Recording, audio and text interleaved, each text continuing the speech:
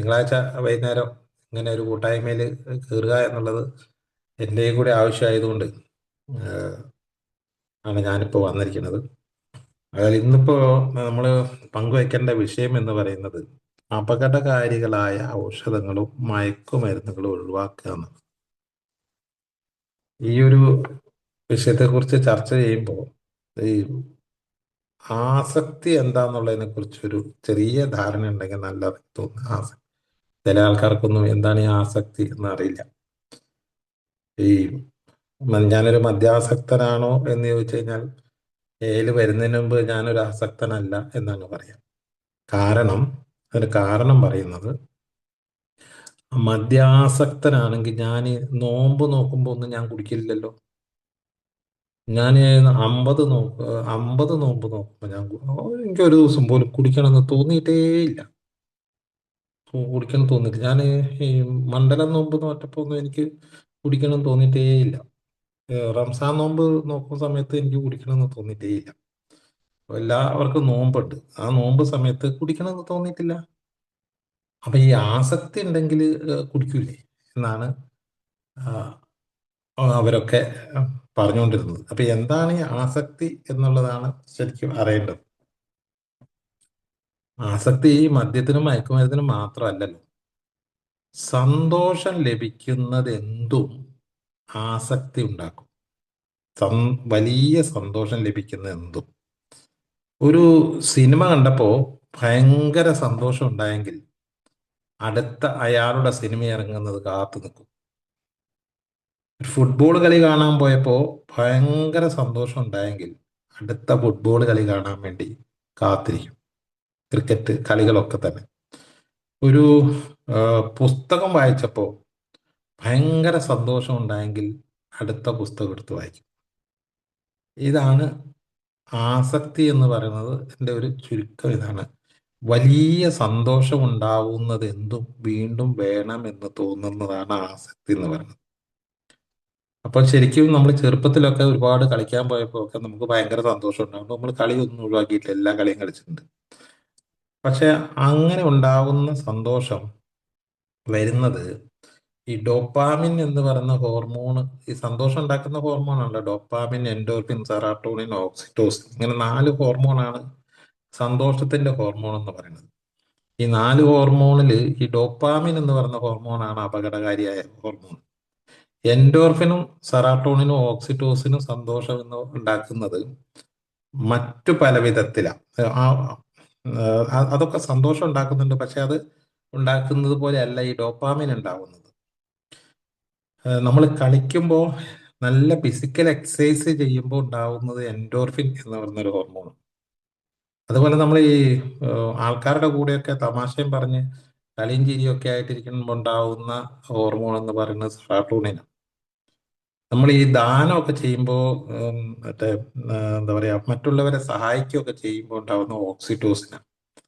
എന്നാൽ ഈ ഡോപ്പാമിൻ എന്ന് പറയുന്ന ഹോർമോൺ ഉണ്ടാവുന്നത് അങ്ങനെ ഒന്നുമല്ല. പെട്ടെന്ന് ഉണ്ടാവുന്ന ഒരു സന്തോഷമാണ്. ഏതെങ്കിലും ഒരു സംഗതി, ഇപ്പൊ ഒരു ഫുഡ് കഴിച്ചു, ഒരു കല്യാണത്തിന് പോയി ഒരു ഫുഡ് കഴിച്ചു, നല്ല ഫുഡ്, അടിപൊളിയായിരുന്നു, ഭയങ്കര സന്തോഷമായി. പക്ഷെ ആ സന്തോഷം ഡോപ്പാമിന് കൊണ്ടുണ്ടാവുന്നതാണ്. എന്തെങ്കിലും നല്ലൊരു ഡ്രസ്സ് കിട്ടി, നല്ലൊരു എന്താ പറയുക ഭക്ഷണം കഴിച്ചു, ഇങ്ങനെയൊക്കെ വരുമ്പോൾ ഉണ്ടാവുന്ന അന്നേരം സന്തോഷം ഉണ്ടാവും. പക്ഷെ ആ സന്തോഷം അധികം നേരം നിലനിൽക്കില്ല. ഒരു 2 മണിക്കൂർ കഴിയുമ്പോഴത്തേക്കും അതങ്ങ് അങ്ങോട്ട് പോകും. അതങ്ങോട്ട് നിലനിൽക്കില്ല. മാത്രമല്ല, അത് കുറച്ച് കഴിയുമ്പോൾ ഒരു നിരാശയിലേക്ക് പോവുകയും ചെയ്യും. കുറച്ച് അതാണ് ഈ ഡോപാമിൻ ഉണ്ടാക്കിയിട്ടുള്ള സന്തോഷത്തിന്റെ ഒരു, ഈ യാത്രയൊക്കെ പോയി വരുമ്പോഴും കിട്ടുന്ന സന്തോഷം ഡോപാമിനാണ്. ഒരു നല്ല ടൂറൊക്കെ പോയി അടിച്ചു പൊളിച്ച് ടൂറൊക്കെ പോയി സന്തോഷമായിരിക്കും. പക്ഷെ തിരിച്ചു വന്നു കഴിയുമ്പോഴത്തേക്ക് ആ സന്തോഷമൊക്കെ ഇങ്ങോട്ട് പോകും. ഡോപാമിൻ ഉണ്ടാവണില്ല. അങ്ങനെയാണ് പിന്നെ ഇയാൾ ടൂറിന് പ്ലാൻ ചെയ്യുന്നത്. ഇപ്പൊ ചുരുക്കി പറഞ്ഞാല് സന്തോഷത്തിന്റെ ഒരു പ്രധാനപ്പെട്ട ഹോർമോണാണ് ഡോപാമിൻ. ഈ ഡോപാമിൻ ഞാൻ നേരത്തെ പറഞ്ഞ പോലെ നല്ല ഫുഡ് കഴിക്കുമ്പോൾ, നല്ല കാഴ്ച കാണുമ്പോൾ, നല്ല പാട്ട് കേൾക്കുമ്പോൾ ഒക്കെ ഉണ്ടാകുന്ന ഈ ഹോർമോണ് കൃത്രിമമായിട്ട് ഈ ഡോപ്പാമിനെ ഉൽപ്പാദിപ്പിക്കാൻ കഴിയുമെന്ന് മനുഷ്യരാശി കണ്ടുപിടിച്ചിട്ടുണ്ട്. അത് ഒരുപക്ഷെ പുതിയ ആൾക്കാരാരെങ്കിലും ഉണ്ടെങ്കിൽ അവർക്ക് വേണ്ടിയിട്ടാണ്. ആ, പണ്ട് കാലത്ത് മനുഷ്യൻ കാട്ടിലൊക്കെ ജീവിച്ചിരിക്കുന്ന സമയത്ത് ഉം, അവര് ഈ പഴങ്ങളൊക്കെ ശേഖരിച്ചിട്ട് വരും. അപ്പൊ ഈ പഴങ്ങളൊക്കെ ശേഖരിച്ചുകൊണ്ട് വന്ന് അന്നത്തേക്കാൾ കൂടുതൽ പഴങ്ങൾ ശേഖരിച്ചുകൊണ്ട് വന്നു കഴിഞ്ഞാൽ അതൊരു പാത്രത്തിൽ ഇട്ടു വെക്കും.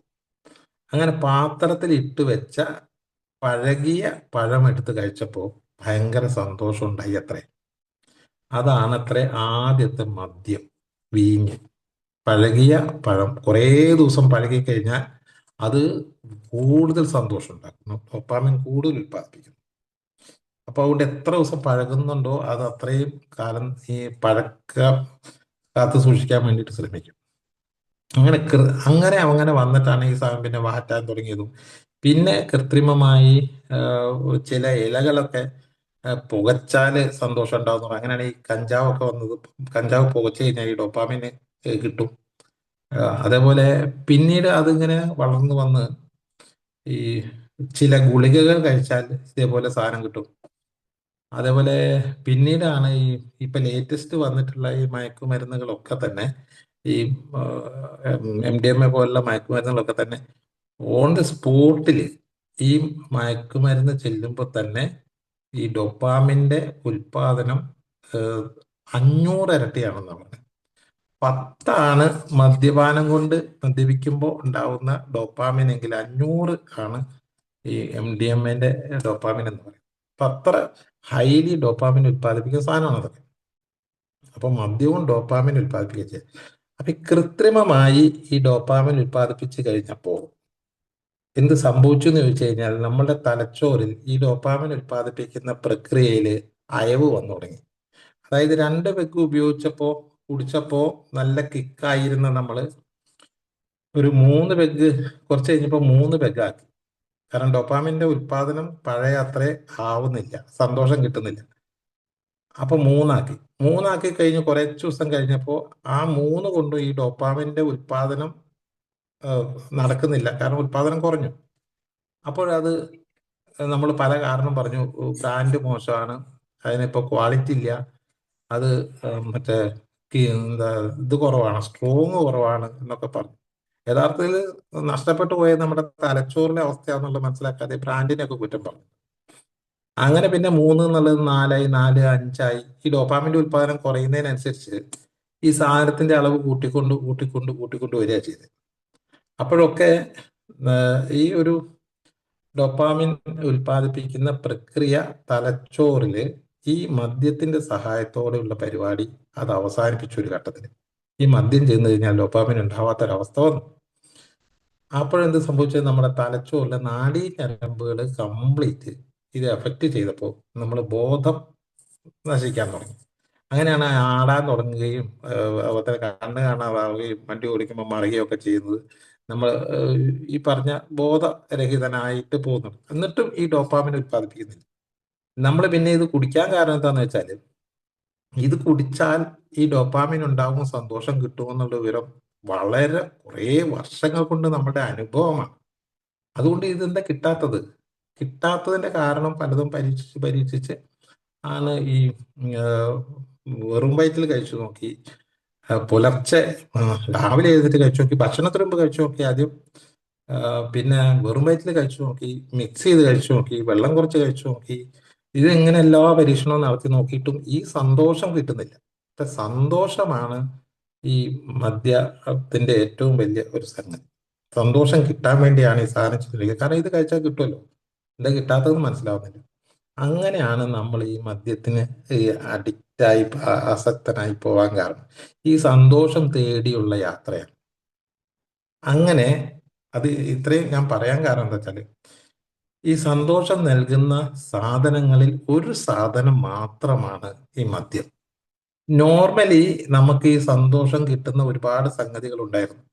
നോർമലി, അതായത് ഈ മറ്റ് ഔട്ട്സൈഡ് സബ്സ്റ്റൻസ് അല്ലാതെ തന്നെ സന്തോഷം കിട്ടുന്ന കാര്യങ്ങളുണ്ട്. ഈ പറഞ്ഞ പോലെ പുസ്തക വായന, കൂടിച്ചേരല്, തമാശ പറയല്, യാത്ര പോവല്, കളികള് എന്ന് വേണ്ട, TV കാണല്, ഏഹ്, എഴുത്ത്, അങ്ങനെ സന്തോഷം കിട്ടുന്ന പല നോർമലി സംഗതിയിൽ നിന്നൊക്കെ നമ്മൾ വിട്ടിട്ട് കൃത്രിമമായി സന്തോഷം കിട്ടുന്നതിലേക്ക് നമ്മൾ മാറിപ്പോയി. അത് ഈ മറ്റേ രാസവളം ഇട്ടിട്ട് ഭൂമിയിൽ കൃഷി ചെയ്ത പോലെ പിന്നെ രാസവളം ഇട്ടാലും വിളവുണ്ടാവാത്തൊരവസ്ഥയിലേക്ക് വന്ന പോലെ നമ്മുടെ തലച്ചോറ് ഈ സാധനം കൊണ്ട് ഡോപ്പാമിൻ ഉത്പാദിപ്പിക്കുന്ന പ്രക്രിയ നിന്ന് പോയി. അപ്പൊ അതേ സ്ഥലത്ത് തന്നെ ഇതേ ഡോപ്പാമിൻ ഉണ്ടാക്കാൻ വേണ്ടി മദ്യമല്ലാതെ വേറെ പല സാധനങ്ങൾക്കും സാധിക്കും കൃത്രിമമായിട്ട്. പക്ഷെ ആ ഏത് കൃത്രിമമായിട്ട് ഉള്ള സാധനം കൊണ്ട് ഡോപ്പാമിൻ ഉൽപ്പാദിപ്പിച്ചാലും അത് കുറച്ച് ദിവസങ്ങൾക്ക് ശേഷം ആ വസ്തു കൊണ്ട് ഡോപ്പാമിനുള്ള ഉത്പാദനം നിന്നുപോകും. കുറച്ച് ദിവസങ്ങൾ, വളരെ കുറഞ്ഞ ദിവസങ്ങൾ, പിന്നെ ആ ഡോപ്പാമിൻ ഉണ്ടാവുന്നില്ല. അപ്പോഴും നമ്മൾ ഇത് വീണ്ടും വീണ്ടും വീണ്ടും ഉപയോഗിക്കും. കാരണം ഇത് കിട്ടുമല്ലോ. ഇത് കിട്ടുന്നത് ആരും പറഞ്ഞു തന്നിട്ടൊന്നുമില്ല, എൻ്റെ അനുഭവമാണല്ലോ. അപ്പം നമ്മളത് അളവ് കൂട്ടുകയും ആം, അതിന്റെ പീരീഡ് കുറയ്ക്കുകയും ചെയ്യും, കാലാവധി കുറയ്ക്കുകയും ചെയ്യും. അങ്ങനെയാണ് ഉണ്ടാവുന്ന ഒരു അവസ്ഥയ്ക്കാണ് നമ്മൾ ഈ അഡിക്ഷൻ എന്ന് പറയുന്നത്. ഈ സന്തോഷം തേടിയുള്ള യാത്രയാണ്. അപ്പൊ മദ്യപാനത്തിൽ നിന്ന് വിട്ടു നിന്ന് കഴിഞ്ഞ് കഴിഞ്ഞാൽ ചെയ്യേണ്ട ഒരു പണി എന്ന് വെച്ച് കഴിഞ്ഞാൽ മറ്റൊരു സബ്സ്റ്റൻസും മറ്റൊരു സാധനവും ഈ സന്തോഷം കിട്ടാൻ വേണ്ടിയിട്ട് ഉപയോഗിക്കാതെ നമ്മളുടെ ജീവിതത്തിൽ അതായത് നോർമലി സന്തോഷം കിട്ടുന്ന പ്രവർത്തികളിലേക്ക് തിരിയുക എന്നുള്ളതാണ് ഇതിന്റെ ഏറ്റവും വലിയ ഒരു ശ്രദ്ധിക്കേണ്ട ഒരു കാര്യം എന്നുള്ളത്. അതുകൊണ്ടാണ് ഈ കൂട്ടായ്മകളൊക്കെ ശക്തമായി നിൽക്കുമ്പോൾ, നല്ല സൗഹൃദം വന്നു കഴിയുമ്പോൾ ഓട്ടോമാറ്റിക്കായിട്ട് സന്തോഷം ഉണ്ടാവും. പിന്നെ വീട്ടുകാരുമായിട്ടുള്ള നല്ല ബന്ധം ഉണ്ടെങ്കിൽ സന്തോഷം ഉണ്ടാവും, വീട്ടിൽ ചെല്ലുമ്പോൾ ഒരു സന്തോഷം. പിന്നെ ജോലിയൊക്കെ നന്നായി ചെയ്യുമ്പോൾ അതൊക്കെ ആസ്വദിച്ച് ചെയ്യുക, അപ്പോൾ ഒരു സന്തോഷം ഉണ്ടാവുന്നു. അതുപോലെ സിനിമ കാണുക, അതുപോലെ നടക്കുക, എക്സസൈസ് ചെയ്യുക, ആർക്കെങ്കിലും ഒക്കെ സഹായിക്കുക. അത് 12-ാം പടി പറയുന്നത് അത് തന്നെയാണ്. ആർക്കെങ്കിലും ഒരു മദ്യാസക്തനെ പോയി സഹായിക്കുമ്പോൾ ഉണ്ടാവുന്ന ഒരു സന്തോഷം, അതാണ് നാച്ചുറലി ഉണ്ടാവുന്ന ഡോപ്പാമിൻ എന്ന് പറയുന്നത്. അപ്പൊ അങ്ങനെ ഉണ്ടാക്കുന്ന സന്തോഷമല്ലാതെ കൃത്രിമമായി ഉണ്ടാക്കുന്ന ഈ സന്തോഷത്തിന്റെ ഏത് എപ്പിസോഡും ഏത് സംഗതിയും അപകടകാരിയാണ്. അതാണ് ഈ ഒരു ഇതിൻ്റെ അകത്ത് പറയാനുള്ളത്. ഞാൻ ആമുഖമായിട്ട് പറഞ്ഞെന്നുള്ളൂ, എന്ന് വായിച്ചു നോക്കുക. അത് തന്നെയുള്ളത്. മാനസികാവസ്ഥയിൽ മാറ്റങ്ങൾ വരുത്താനും വികാരങ്ങളിൽ വ്യത്യസ്തത സൃഷ്ടിക്കാനും മനുഷ്യരാശി വിവിധ രാസവസ്തുക്കൾ ഉപയോഗിച്ചിരുന്നു. ഒരുപക്ഷെ ഈതൈൽ ആൽക്കഹോൾ ആയിരിക്കാം അത്തരം രാസവസ്തുക്കളിൽ ആദ്യത്തേത്. അതാ ഞാൻ പറഞ്ഞ ഈതൈൽ ആൽക്കഹോൾ, പഴങ്ങള് ഇട്ട് പഴകിയ പഴങ്ങൾ, മേൽപ്പറഞ്ഞ തരത്തിലുള്ള ആവശ്യത്തിന് ഏറ്റവും അധികം സ്വീകാര്യമായ മയക്കുമരുന്നും അതായിരുന്നു, സന്തോഷം ഉണ്ടാക്കുന്നതിനുള്ള സംഗതി മദ്യമായിരുന്നു. അതുപോലെ തന്നെ ഏതിനും നമുക്ക് അഡിക്റ്റ് ആവാം. കാരണം നമ്മളൊരു പ്രയാസം നീക്കാൻ വേണ്ടി കിട്ടിയ ഒരു സാധനം, അത് ഉപയോഗിച്ചപ്പോൾ നമ്മളുടെ ആ പ്രയാസം അങ്ങ് നീങ്ങി കിട്ടിയെങ്കിൽ അത് വീണ്ടും വേണമെന്ന് തോന്നും. ഇത് ഉറക്ക ഗുളികയ്ക്കുണ്ട്. നമുക്കൊരു ഉറക്കം കിട്ടുന്നില്ല എങ്കിൽ നമ്മൾ ഉറക്ക ഗുളിക കഴിച്ചുറങ്ങുന്നു. പിറ്റേ ദിവസം ഉറക്കം കിട്ടുന്നില്ല എങ്കിൽ നമ്മൾ ഗുളിക കഴിച്ചുറങ്ങുന്നു. പിന്നെ ഉറക്ക ഗുളിക കഴിക്കാതെ ഉറങ്ങാൻ പറ്റാത്തൊരവസ്ഥയിലേക്ക് എത്തുമ്പോഴാണ് അഡിക്ഷൻ എന്ന് പറയുന്നത്.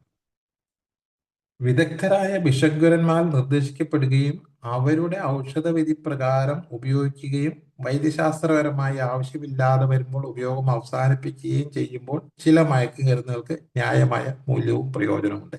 ഈ മയക്കുമരുന്ന് എന്ന് പറയുന്നത് നിരോധിക്കാൻ കഴിയാത്തതിന്റെ ഒരു കാരണം, ഈ മയക്കുമരുന്ന് ഒരു ചികിത്സിക്കാനുള്ള ഒരു ഔഷധമാണ്. പല രോഗങ്ങൾക്കും ഇത്തരം മയക്കുമരുന്നുകൾ ആവശ്യമുണ്ട് അതിന്റെ ചികിത്സയായിട്ട്. അതുകൊണ്ട് ഇത് മാർക്കറ്റിൽ നിരോധിക്കാൻ പറ്റില്ല. മെഡിക്കൽ ഷോപ്പുകളിലൊക്കെ പല കിട്ടുന്ന പല സാധനങ്ങളും മയക്കുമരുന്നാണ്. നമുക്കറിയാം, ഓപ്പറേഷൻ ചെയ്യുമ്പോൾ പോലും നമ്മൾ മയക്കി കിടത്തിയിട്ടാണ് നമ്മളെ ഓപ്പറേഷൻ ചെയ്യുന്നത്. അപ്പോൾ അങ്ങനത്തെ ഒരുപാട്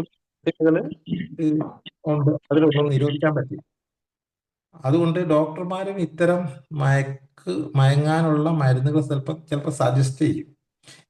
അംഗങ്ങൾ എന്ന നിലയിൽ, ഡോക്ടർ എന്ന നിലയിലല്ല, ഞങ്ങൾ ഒരു മരുന്നും നിർദ്ദേശിക്കാൻ തീർച്ചയായും യാതൊരു യോഗ്യതയില്ല. നമ്മൾ ഒരു മരുന്നും പറയുന്നില്ല. നിർദ്ദേശിക്കപ്പെട്ട ഒരു മരുന്ന് കഴിക്കേണ്ടതില്ല എന്ന് ആരെയും ഉപദേശിക്കാനുള്ള യോഗ്യതയില്ല. കഴിക്കേണ്ടതില്ല എന്നും പറയുന്നില്ല, കഴിക്കാനും പറയുന്നില്ല, കഴിക്കേണ്ടതെന്നും പറയുന്നില്ല. ഞങ്ങൾക്ക് ഉത്തരവാദിത്തപൂർവ്വം ചെയ്യാൻ കഴിയുന്ന കാര്യം ഞങ്ങളുടെ വ്യക്തിപരമായ അനുഭവങ്ങൾ തുറന്നു കാട്ടുകയാണ്. ഞങ്ങൾ എൻ്റെ ഞാൻ എൻ്റെ അനുഭവം തുറന്നു കാട്ടുമ്പോഴാണ് ആ, എനിക്ക് അതിലൂടെയാണ് എനിക്കൊരു കാര്യം പറയാനുള്ളത്. ഞങ്ങളിൽ മിക്കവർക്കും മദ്യം സ്വയം നൽകുന്ന മരുന്നായി തീർന്നു. മരുന്ന് തന്നെയാണ്, മരുന്നായിട്ട് തന്നെയാണ് അവസാന കാലത്ത് നമ്മൾ ഉപയോഗിച്ചിരുന്നത്.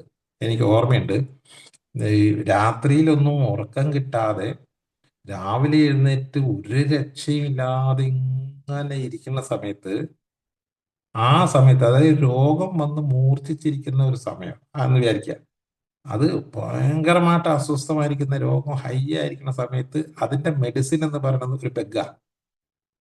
ആ പെഗ് കഴിച്ച് കഴിഞ്ഞാൽ ആ അസുഖം തൽക്കത്തേക്ക് മാറി. ഇത് നമ്മൾ ഈ വേദന സംഹാരി കഴിക്കുന്ന അതേ സംഗതിയാണ്. വേദന എടുത്ത് പൊളഞ്ഞ സമയത്ത് ഒരു പെയിൻ കില്ലർ കഴിക്കുന്ന അതേ മരുന്ന് തന്നെയാണ് നമ്മൾ രാവിലെ ഈ ഹാങ് ഓവർ മാറ്റാൻ വേണ്ടി കുടിച്ചുകൊണ്ടിരുന്നത്. ഹാങ് ഓവർ എന്ന് പറഞ്ഞാൽ ഭയങ്കര അവസ്ഥയാണ്.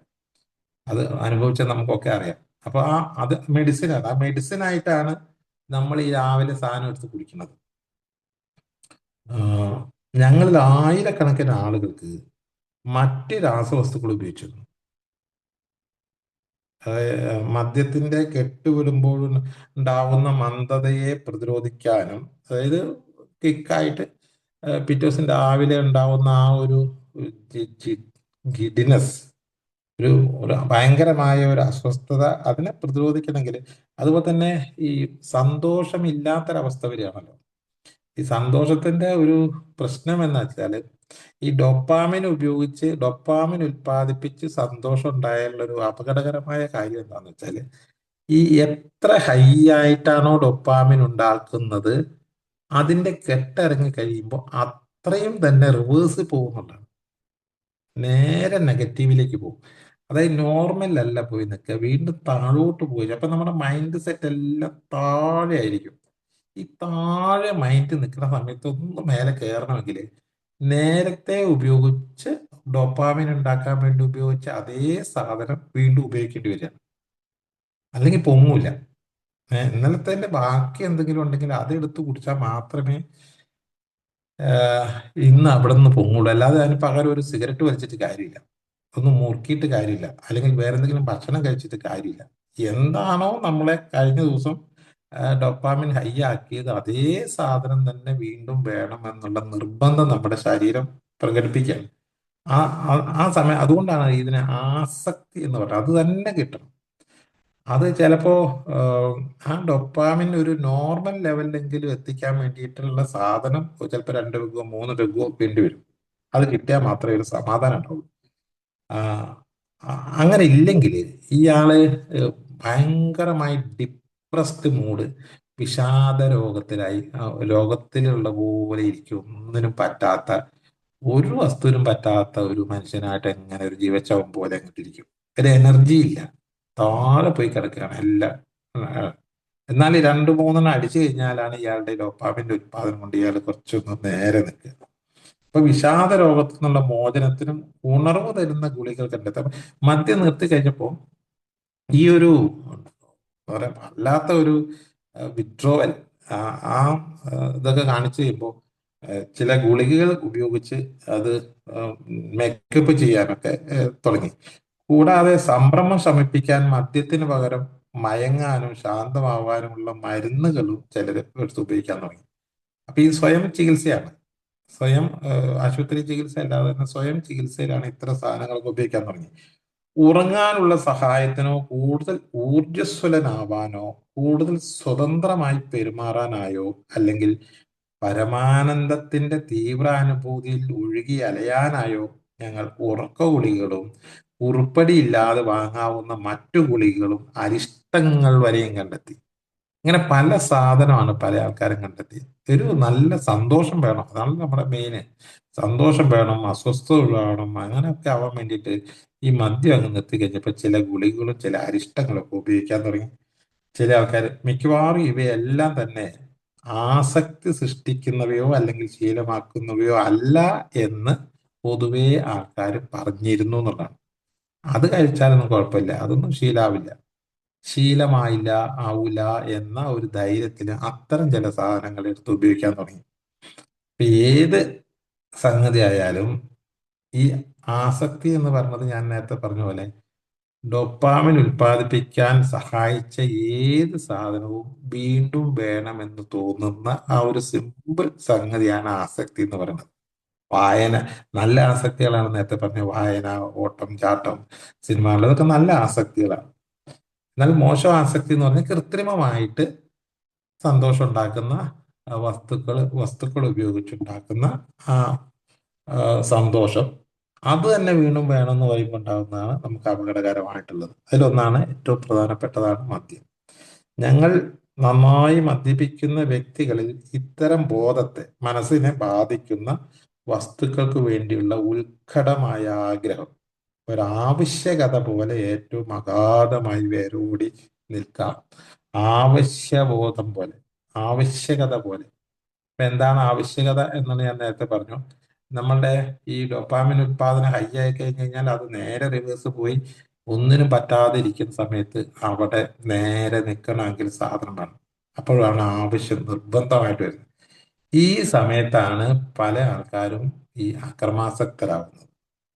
അത് കിട്ടുന്നില്ല, അല്ലെങ്കിൽ കിട്ടൂല, അല്ലെങ്കിൽ അതിന് പോകാൻ വേണ്ടി നിൽക്കുമ്പോൾ തടയുക എന്നുള്ള സംഗതിയൊക്കെ വരുമ്പോൾ അതിനുള്ള പൈസ ചോദിച്ചിട്ട് കിട്ടാതെ വരിക. ഈ സമയത്താണ് അക്രമങ്ങൾ ഉണ്ടാകുന്നത്. ഈ ലോ ആയിരിക്കുന്ന സമയത്ത്, പലപ്പോഴും ഹൈ ആയിരിക്കുന്ന സമയത്താണെന്നാണ് നമ്മൾ വിചാരിക്കുക. മദ്യപിച്ച് അല്ലെങ്കിൽ മയക്കുമരുന്ന് ഉപയോഗിച്ച് അതിന്റെ തീവ്രതയിൽ നിൽക്കുമ്പോഴാണ് ഉണ്ടാവുന്നത് എന്നാണ് പറയുന്നെങ്കിൽ പോലും നല്ല അപകടകരമായ ആക്രമണങ്ങളൊക്കെ നടന്നിട്ടുള്ളത് മദ്യപിച്ചിട്ടല്ല, അല്ലെങ്കിൽ മയക്കുമരുന്ന് ഉപയോഗിച്ചിട്ടല്ല, മറിച്ച് അതിന്റെ വിഡ്രോവൽ വരുന്ന സമയത്ത് അതിന് തടസ്സം നിൽക്കുമ്പോഴാണ്. കാരണം ഒരു രക്ഷയില്ല, വേറെ ഒന്നും ചിന്തിക്കാൻ പറ്റാത്തൊരവസ്ഥയാണ്. സാങ്കേതികമായും ഔഷധശാസ്ത്രപരമായും ഒരു മയക്കുമരുന്ന് ശാരീരികമായ ആസക്തി സൃഷ്ടിക്കുന്നതല്ലെങ്കിലും ഞങ്ങൾ വീണ്ടും വീണ്ടും കണ്ടുവരുന്നത് വളരെ വേഗത്തിൽ ഞങ്ങൾ അതിൻ്റെ ഉപയോഗം ഒരു ശീലമാക്കി മാറ്റുന്നതും ആ മരുന്നിൽ ആശ്രയത്വമുള്ളവരായിത്തീരുന്നതുമാണ്. ഈ ആശ്രയത്വം ഉണ്ടാവാൻ കാരണമാണ് ഞാൻ നേരത്തെ പറഞ്ഞത്. ഇതുണ്ടെങ്കിലേ ഡോപ്പാമിൻ ഉണ്ടാവും. അതാണ് ആശ്രയത്വം. ആസക്തി സൃഷ്ടിക്കാനുള്ള പ്രവണത, ആസക്തി പ്രവണത ഞങ്ങളിലെ തന്നെ ഒരവസ്ഥയാണ്. നമ്മളുടെ ശരീരത്തിന്റെ ഒരു പ്രത്യേകതയാണ് ഈ ആസക്തി എന്ന് പറയുന്നത്. കാരണം ശരീരത്തില്, തലച്ചോറില് ഈ പറഞ്ഞ സന്തോഷിക്കാനുള്ള സ- സന്തോഷം കൊണ്ടാണല്ലോ നമുക്ക് ഉത്സാഹം ഉണ്ടാവുന്നത്. ഈ ഉത്സാഹം ഉണ്ടാകുമ്പോഴാണല്ലോ നമ്മൾ എഴുന്നേറ്റ് നന്നായി നടക്കുന്നത്, ചിരിക്കുന്നതൊക്കെ. ഈ ഉത്സാഹം ഇല്ലെങ്കിലോ ഒന്നിനും പറ്റാത്ത ഒരു പരുവത്തിൽ കിടക്കുന്ന ഒരാളായി മാറും. അപ്പൊ അതുകൊണ്ട് നമുക്ക് ഈ ഉത്സാഹം കിട്ടാൻ എന്താണ് മാർഗം എന്ന് നോക്കിക്കഴിഞ്ഞാൽ എളുപ്പത്തിൽ കിട്ടാവുന്ന മാർഗം ആയിട്ടാണ് നമ്മൾ ഇത്തരം കണ്ടിട്ടുള്ളത്. നമ്മൾ കുറച്ച് ഓടുകയോ ചാടുകയോ ഇപ്പൊ ഈ പണിയൊക്കെ എടുക്കുന്ന ആൾക്കാർ, കൃഷിപ്പണിയൊക്കെ എടുക്കുന്ന ആൾക്കാർ, അല്ലെങ്കിൽ എന്തെങ്കിലും ജോലി ചെയ്യുന്ന ആൾക്കാർക്ക് ഒക്കെ ഓട്ടോമാറ്റിക് ആയിട്ട് അതിൻ്റെ അകത്ത് സന്തോഷം ഉണ്ടാവും. ചെയ്യുന്ന ജോലിയെ ആനന്ദിച്ച് ചെയ്യുന്ന ആൾക്കാർക്ക് ആ ജോലിയിൽ സന്തോഷം ഉണ്ടാവും. അപ്പോൾ ഈ പറഞ്ഞ ഏഹ്, നമുക്ക് ഈ മദ്യം കൊണ്ടാണ് സന്തോഷം ഉണ്ടാക്കുന്ന ആൾക്ക് ഈ ജോലി ചെയ്യുമ്പോഴും സന്തോഷം ഉണ്ടാവില്ല, എവിടെയെങ്കിലും യാത്ര പോകുമ്പോഴും സന്തോഷം ഉണ്ടാവില്ല, ഒന്നും ഉണ്ടാവില്ല. യാത്ര പോകുമ്പോൾ പോലും സന്തോഷം ഉണ്ടാവണമെങ്കിൽ ഈ കൃത്രിമമായ സാധനം കയറ്റണം. ശരിക്കും യാത്ര സന്തോഷം ഉണ്ടാക്കാൻ വേണ്ടി പോകുന്നതാണ്. എന്നിരുന്നാൽ പോലും മദ്യപാനി ഈ യാത്ര പുറപ്പെടുമ്പോൾ തന്നെ കുപ്പി കയ്യിൽ കരുതും. എന്നിട്ട് ഈ കുപ്പിയിലാണ് സന്തോഷം, യാത്രയിലല്ല. ബാക്കിയുള്ളവരൊക്കെ യാത്രയിൽ സന്തോഷിക്കുമ്പോൾ മദ്യപാനി കുപ്പിയിൽ സന്തോഷിക്കും. അതാണ് വ്യത്യാസം. അതുകൊണ്ടാണ് ഭയങ്കര ആശ്രയത്വമുള്ളവരാണ്. അത് നമ്മുടെ ശരീരത്തിലെ തന്നെ ഒരു അവസ്ഥയാണ്, അല്ലാതെ മരുന്നിന്റെ ഗുണമല്ല. ഞങ്ങളിൽ ചിലർ വിശ്വസിക്കുന്നത് ഞങ്ങൾ ആസക്തിയുള്ളവരായി പരിണമിച്ചിരിക്കുന്നു എന്നാണ്. ആസക്തിയുള്ളവരായി പരിണമിച്ചിരിക്കുന്നു അല്ല. ഞങ്ങളുടെ അനുഭവങ്ങൾ ആ ധാരണയെ അതിശക്തമായി പിന്തുണയ്ക്കുന്നു. നമ്മുടെ ശരീരം ആ ഒരു ടൈപ്പിലേക്ക് മാറിയിരിക്കണം. കാരണം ഈ സന്തോഷം ആരാണ് സന്തോഷം ആഗ്രഹിക്കാത്തത്? അപ്പൊ സന്തോഷം വേണമല്ലോ. സന്തോഷം കിട്ടാനുള്ള ഏക മാർഗം അതാ. വേറെ ഒരു സാധനവും ഇപ്പൊ കൊണ്ട് സന്തോഷം ഉണ്ടാവുന്നില്ല. അപ്പൊ പിന്നെ സന്തോഷിക്കണമെങ്കിൽ എന്താണോ നേരത്തെ സന്തോഷിച്ചത് അത് തന്നെ തെരഞ്ഞു പിടിച്ചു പോകുന്നതിനെയാണ് ആസക്തി എന്ന് പറയുന്നത്. ഈ നോമ്പ് കാലത്ത് ഇയാള് കുടിക്കാതിരിക്കുന്നത് എന്തുകൊണ്ടാണെന്ന് ചോദിച്ചാല്, ഈ നോമ്പ് കാലത്ത് ഏഹ്, ഇയാൾക്ക് സന്തോഷിക്കാൻ ഇയാള് പെട്ടെന്ന് ഇയാളുടെ മൈൻഡ് അങ്ങ് ചേഞ്ച് ചെയ്യുക. നോമ്പാണ്, ഞാൻ കുടിക്കാൻ പാടില്ല എന്നുള്ള സംഗതിയൊക്കെ മനസ്സിൽ ഇങ്ങനെ ചിന്ത വരുമ്പോൾ ഓട്ടോമാറ്റിക് ആയിട്ട് ഇയാൾ മറ്റ് കാര്യങ്ങളിലേക്കൊക്കെ വ്യാപൃതം. കാരണം എനിക്ക് കുടിക്കാൻ പറ്റില്ലല്ലോ. വ്യാപൃതനാകുമ്പോൾ ഇയാൾക്ക് അവിടെ ഇവിടെയൊക്കെ ചില സന്തോഷങ്ങളൊക്കെ, ചെറിയ ചെറിയ സന്തോഷങ്ങളൊക്കെ ഇയാൾക്ക് കിട്ടാൻ തുടങ്ങും. കാരണം ഇയാൾ നോമ്പാണ് എന്നുള്ളത് കൊണ്ട് വീട്ടുകാരെ അടുത്ത് നിന്ന് ഒരു സപ്പോർട്ട്, ഇയാൾ ചെയ്യുന്ന കാര്യങ്ങളൊക്കെ ഒരു ഭംഗിയായിട്ട് ചെയ്യുമ്പോൾ ഒരു സന്തോഷം, അങ്ങനെ നോർമലി ഇയാൾക്ക് സന്തോഷം കിട്ടുന്നുണ്ട്. അതുകൊണ്ട് ഇപ്പോ ഈ മദ്യം ഇല്ലെങ്കിൽ ഇയാൾക്ക് മേക്കപ്പ് ചെയ്ത് പോവാന്നുള്ള ഇത് വരും. അങ്ങനെ അയാൾ നോമ്പൊക്കെ കഴിഞ്ഞ് കഴിയുമ്പോൾ ഈ സാധനം അടിച്ചു കഴിഞ്ഞാൽ പിന്നെ ഈ ഇയാള് ഈ നോർമലി സന്തോഷം ഉണ്ടാക്കുന്ന പരിപാടിയിലൊന്നും അയാൾ നിൽക്കില്ല. അതുകൊണ്ട് കഞ്ചാവ്, ഉറക്ക ഗുളികൾ, വികാരങ്ങളെ ഉയർത്താനും തളർത്താനുമുള്ള മരുന്നുകൾ, കൊക്കൈൻ, അതുപോലെ തന്നെ ചരസ്, മതിഭ്രമം സൃഷ്ടിക്കുന്നതും ആവേശം കൂട്ടുന്നതുമായ ഔഷധങ്ങൾ, മരുന്നുകൾ, ചില ആയുർവേദ മരുന്നുകൾ, ചില ഗുളികകൾ തുടങ്ങി സാധാരണ തെരുവിൽ ലഭിക്കുന്ന എല്ലാത്തരം മയക്കുമരുന്നുകളും എത്രയധികം ബുദ്ധിമുട്ട് സഹിച്ചായാലും ഞങ്ങൾ ഒഴിവാക്കും. ഇതിന്റെ ഒക്കെ പിന്നിലുള്ള ഒരു സംഗതി, ഇത് ഏതെങ്കിലും കൃത്രിമമായ സാധനം ഉപയോഗിച്ച് സന്തോഷം കണ്ടെത്താൻ വേണ്ടി ശ്രമിച്ചാൽ ആ വഴിയിൽ സന്തോഷം കണ്ടെത്താൻ വേണ്ടിയിട്ട് വീണ്ടും വീണ്ടും വീണ്ടും ഉപയോഗിക്കും. അങ്ങനെ ഉപയോഗിച്ചാൽ എന്താണ് കുഴപ്പമെന്നുള്ളത് അടുത്ത ഖണ്ഡികയിൽ പറയുന്നുണ്ട്. മരുന്ന് കടയിൽ നിന്ന് കുറിപ്പടി ഇല്ലാവുന്ന വാങ്ങാവുന്ന ഗുളികകളും മറ്റ് ഒറ്റമൂലികളും ഒക്കെ ചില ആൾക്കാർ ഉപയോഗിക്കുന്നത്. അന്നേരമൊക്കെ ഇവര് പറയുന്നത് ഞാൻ കള്ളുകൂടി നിർത്തി എന്ന ഭയങ്കരമായ ഇതായിരിക്കും പറയാ. പക്ഷെ ഇയാൾക്ക് കള്ളുകൂടി നിർത്തിയെങ്കിലും സന്തോഷമില്ല. സന്തോഷത്തിന് ഇയാൾ വേറെ സാധനം വാങ്ങണം. അത്തരം മരുന്നുകളുടെ ചൂണ്ടയിൽ കുരുങ്ങിയിട്ടില്ലാത്ത ഞങ്ങളിൽ ചിലർക്ക് പോലും അവയിൽ പതിയിരിക്കുന്ന ഭീഷണി സുവ്യക്തമാണ്. എന്താണ് ഭീഷണി? അത് വീണ്ടും വീണ്ടും ഞങ്ങൾ കണ്ടിട്ടുള്ളതാണ്. മയക്കുമരുന്നുകൾ മിക്കപ്പോഴും മാന്ത്രിക പാനീയത്തിനായുള്ള ഞങ്ങളുടെ ആ പഴയ ത്വരയെ ഉണർത്തും. അതായത് നമ്മൾ മനസ്സിലാണ് നമ്മൾ ചിന്തിച്ചു വെച്ചിരിക്കുന്നത്, ഞാൻ ഒരു മദ്യാസക്ത രോഗി, എനിക്ക് മദ്യം പറ്റില്ല, മദ്യം ഉപയോഗിച്ച് കഴിഞ്ഞാൽ ഇങ്ങനെ ഇങ്ങനെ പ്രശ്നമുണ്ട്, നമുക്ക് നല്ല ബോധമുണ്ട്. ഈ ബോധത്തിന് തകരാറ് വരുന്ന ഏതെങ്കിലും ഗുളികയോ ഏതെങ്കിലും മരുന്നുകളോ കഴിച്ചാൽ സ്വാഭാവികമായിട്ടും നമ്മളെ ആ കുടിക്കണ്ട എന്നുള്ള ചിന്തയിൽ നിന്ന് നമ്മൾ മാറും. കാരണം ബോധം നശിച്ചു തുടങ്ങുകയാണല്ലോ. അപ്പൊ വീണ്ടും കുടിക്കാനുള്ള ആ ഒരു ചാൻസ് വന്നാൽ അതിനെ ഒഴിവാക്കില്ല. പല റിലാപ്സുകളും പരിശോധിച്ച് നോക്കിയാലും മനസ്സിലാവും, ഇവര് നല്ല ബോധത്തിലല്ല റിലാപ്സ് ആയിട്ടുള്ളത്. ഏതെങ്കിലും തരത്തിൽ അയാള് ഈ എന്താ പറയാ, അയാളുടെ ബോധമണ്ഡലത്തിൽ തകരാറ് സംഭവിച്ചു കഴിഞ്ഞു കഴിയുമ്പോഴാണ് ഇയാള് കുടിയിലേക്ക് പോകുന്നത്. അങ്ങനെ തകരാറ് സംഭവിക്കാൻ ഈ മയക്കുമരുന്നുകൾ വേണമെന്നില്ല കേട്ടോ. ഈ ബോധത്തെ തകരാറിലാക്കാൻ ഒരു ദേഷ്യം മതി.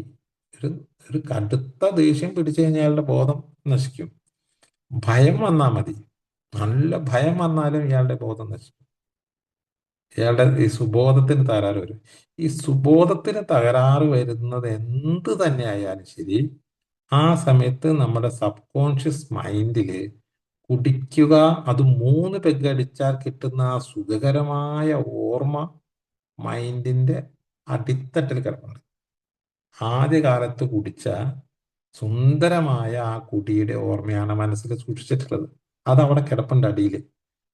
ആ അത് നമുക്ക് നമ്മുടെ ഈ ബോധ മനസ്സ് തകരാറാകുമ്പോൾ ആ 3 പെഗിന്റെ അല്ലെങ്കിൽ അന്ന് തരിപ്പാവുന്ന, ചെറുപ്പത്തിൽ തരിപ്പായ അല്ലെങ്കിൽ പൂസായ കിക്കായ ആ ഒരു പെഗ് ഉണ്ടല്ലോ, ആ അതെത്ര പെഗാണ് എന്നുള്ളത്. എന്നിട്ട് അന്നൊക്കെ ഞാൻ ഓർക്കുന്നുണ്ട്, ഒരു ലിമിറ്റ് നമ്മളിങ്ങനെ പറയും, എൻ്റെ കോട്ട 4 പെഗ്, എൻ്റെ കോട്ട 3 പെഗ് എന്നും പറഞ്ഞിട്ട് ആണ് കുടിക്കാൻ പോണത്. എനിക്ക് അത്ര കിട്ടിയാലേ എനിക്ക് ശരിയാവുള്ളൂ, അത്ര കിട്ടണം, അത്രയും മതി. ആ അത്രയും കിട്ടിയാൽ എനിക്ക് നല്ല ഹൈ ആണ് ഞാൻ.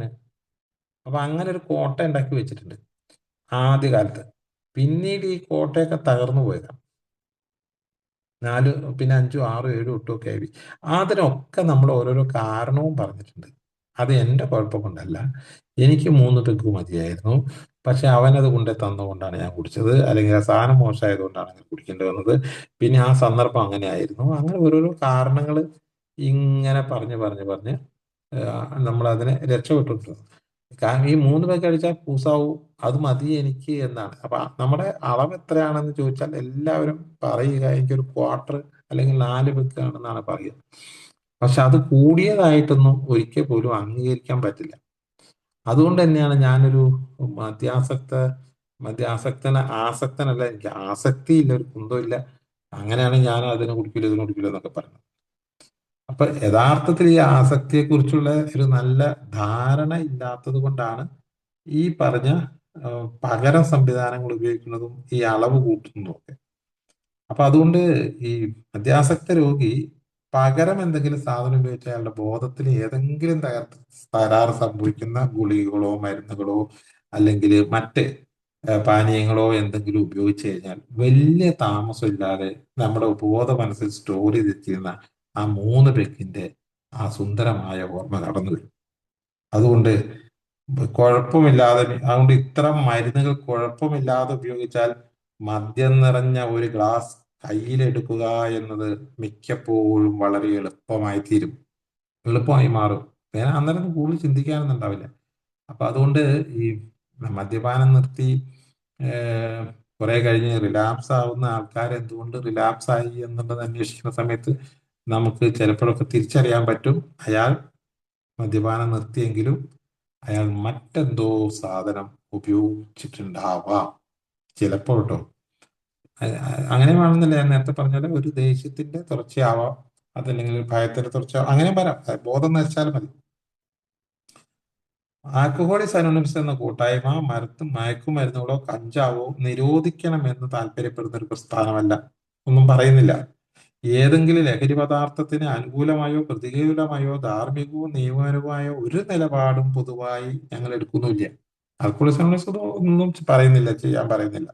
എന്നാൽ എയിലെ ഓരോ അംഗത്തിനും മറ്റേതൊരു പ്രായപൂർത്തിയായ വ്യക്തിയെയും പോലെ ഇത്തരം കാര്യങ്ങളിൽ സ്വന്തം അഭിപ്രായം നിലനിർത്താനും തനിക്ക് ശരിയെന്ന് തോന്നുന്ന കാര്യങ്ങൾ ചെയ്യാനുമുള്ള അവകാശമുണ്ട്. ആരോടും നിർബന്ധിക്കാൻ പോകുന്നില്ല, ആരെയും ശകാരിക്കുന്നുമില്ല, അങ്ങനെയുള്ളവരെ വരാൻ പാടുള്ളൂ എന്നൊന്നും പറയുന്നില്ല. അതൊക്കെ ഓരോരുത്തരുടെ തീരുമാനം. പക്ഷെ ആ തീരുമാനം എടുക്കുന്നതിന് മുമ്പ് ഇതിനെക്കുറിച്ചൊക്കെ ഒന്ന് മനസ്സിലാക്കി വെക്കുക എന്നുള്ളത് വളരെ പ്രധാനപ്പെട്ടതാണ്. കുറിച്ചും അല്ലെങ്കിൽ മദ്യാസക്ത രോഗത്തെക്കുറിച്ചും ഒക്കെ നന്നായി പഠിച്ചാല് മനസ്സിലായി കഴിഞ്ഞാല് നമുക്ക് ഈ സാധനം ഉപയോഗിച്ചാൽ വലിയ താമസം ഇല്ലാതെ മറ്റേതിലേക്ക് പോകും. അതുകൊണ്ട് ഈ നമ്മള് ആ ഷോർട്ട് കട്ട്, അതായത് മറ്റൊരു വഴി, നമ്മൾ മദ്യം ഇവിടുന്ന് ഉപേക്ഷിച്ചു വെച്ചു, മദ്യം എത്തിച്ചേരാൻ പറ്റുന്ന മറ്റൊരു വഴിയാണ് ഈ ഏതെങ്കിലും തരത്തിലുള്ള സബ്സ്റ്റൻസ് ഉപയോഗിച്ച് സന്തോഷം കണ്ടെത്തുന്നത്. അപ്പൊ സന്തോഷം കണ്ടെത്താൻ മറ്റേതെങ്കിലും കൃത്രിമ മാർഗം ഉപയോഗിക്കാൻ പോകുന്നത് അപകടകാരി. അത് മയക്കുമരുന്നായാലും ശരി, ഗുളികയായാലും ശരി, അരിഷ്ടമായാലും ശരി, എന്തായാലും ശരി, മറ്റൊരു സംഗതി ഉപയോഗിക്കാൻ പാടില്ല.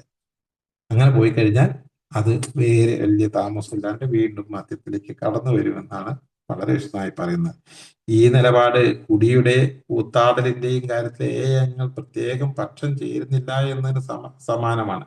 ദശലക്ഷക്കണക്കിന് ആളുകൾക്ക് അവർക്കോ മറ്റുള്ളവർക്കോ ഹാനി ഉണ്ടാകാതെ മദ്യം ഉപയോഗിക്കാമല്ലോ. അങ്ങനെയുണ്ടല്ലോ, എത്രയോ ലക്ഷം ആൾക്കാര് ഒരു പ്രശ്നമില്ലാതെ മദ്യപിക്കുന്ന ആൾക്കാരുണ്ട്.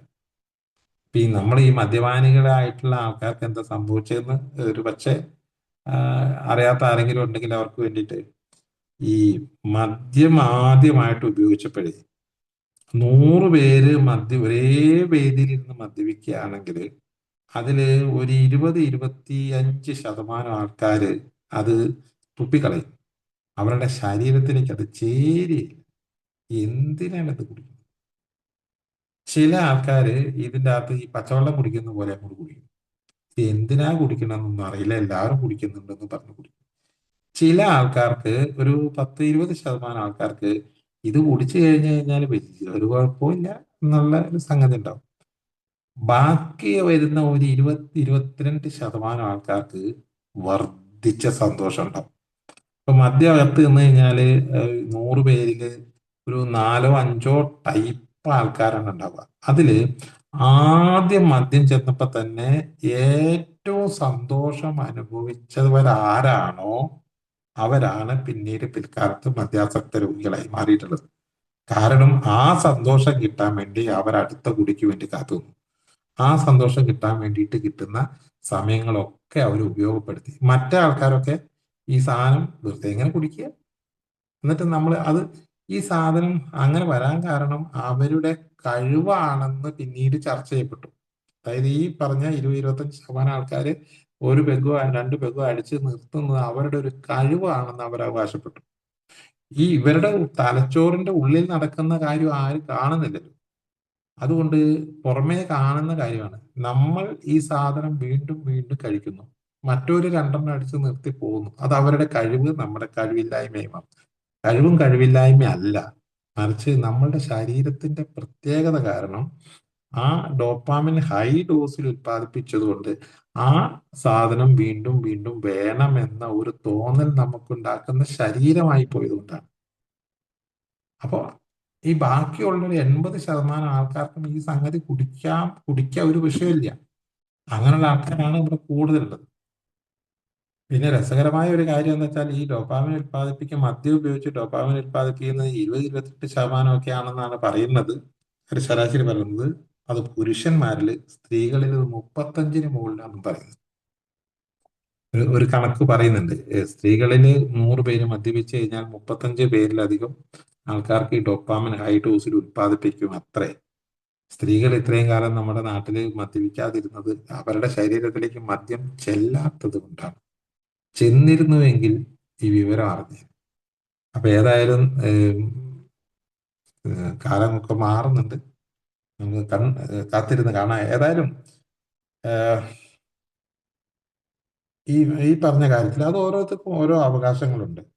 ദശലക്ഷക്കണക്കിന് ആളുകൾക്ക് അവർക്കോ മറ്റുള്ളവർക്കോ ഹാനി ഉണ്ടാകാതെ മദ്യം ഉപയോഗിക്കാം സാധിക്കുന്നുണ്ടല്ലോ. അതുകൊണ്ട് ഒരു കൂട്ടായ്മ എന്ന നിലയിൽ നമ്മൾ മദ്യത്തിനെ കുടിയെ എതിർക്കുന്നില്ല, നമുക്ക് എതിർക്കാൻ പാടില്ല. കാരണം അവർക്ക് ഒരു പ്രശ്നമില്ലാതെ അവർക്ക് കുടിക്കാമല്ലോ, അത് അവരങ്ങനെയുള്ളവരാണല്ലോ. അതുകൊണ്ട് ഈ കുഴപ്പമുണ്ടാക്കുന്ന ഈ ഒരു 22% പേർക്ക് അവർക്ക് വേണ്ടിയിട്ട് എന്തിനാണ് ഈ മറ്റുള്ളവരുടെ കാര്യം കൂടി ഒഴിവാക്കുന്നത്? അതിന്റെ ആവശ്യമില്ല. അതുകൊണ്ടാണ് ഈ സംഗതി നിരോധിക്കാത്തത്. നിരോധിച്ച രാജ്യങ്ങളിലൊക്കെ വീണ്ടും വരാൻ കാരണവും ഈ സംഗതി ഉപയോഗിച്ചാല് വലിയൊരു പ്രശ്നമില്ലാത്ത എത്രയോ ലക്ഷം ആൾക്കാരുണ്ട്. ഒരു വളരെ ചുരുങ്ങിയ ഒരു വിഭാഗം ആൾക്കാർക്ക് ഇത് അപകടകാരിയായി മാറുന്നുള്ളൂ എന്നുള്ളത്. അതുകൊണ്ട് ഇത് നാട്ടിൽ നിരോധിക്കേണ്ട കാര്യവുമില്ല, നിരോധനം നടക്കുകയുമില്ല. ഞങ്ങളിൽ ചിലർ, എല്ലാവരും ഇല്ല, കുറച്ചു കാലം സുബോധമുള്ളവരായി ജീവിച്ചു കഴിഞ്ഞ് സ്വന്തം ഭവനങ്ങളിൽ മദ്യാസക്ത രോഗികളല്ലാത്ത അതിഥികൾക്ക്, മദ്യാസക്ത രോഗികളല്ലാത്ത സോഷ്യൽ ഡ്രിങ്കേഴ്സ് ആയിട്ടുള്ള ആൾക്കാർക്ക് മദ്യം വിളമ്പുവാൻ സന്നദ്ധത കാണിക്കുന്നു ചില ആൾക്കാർ.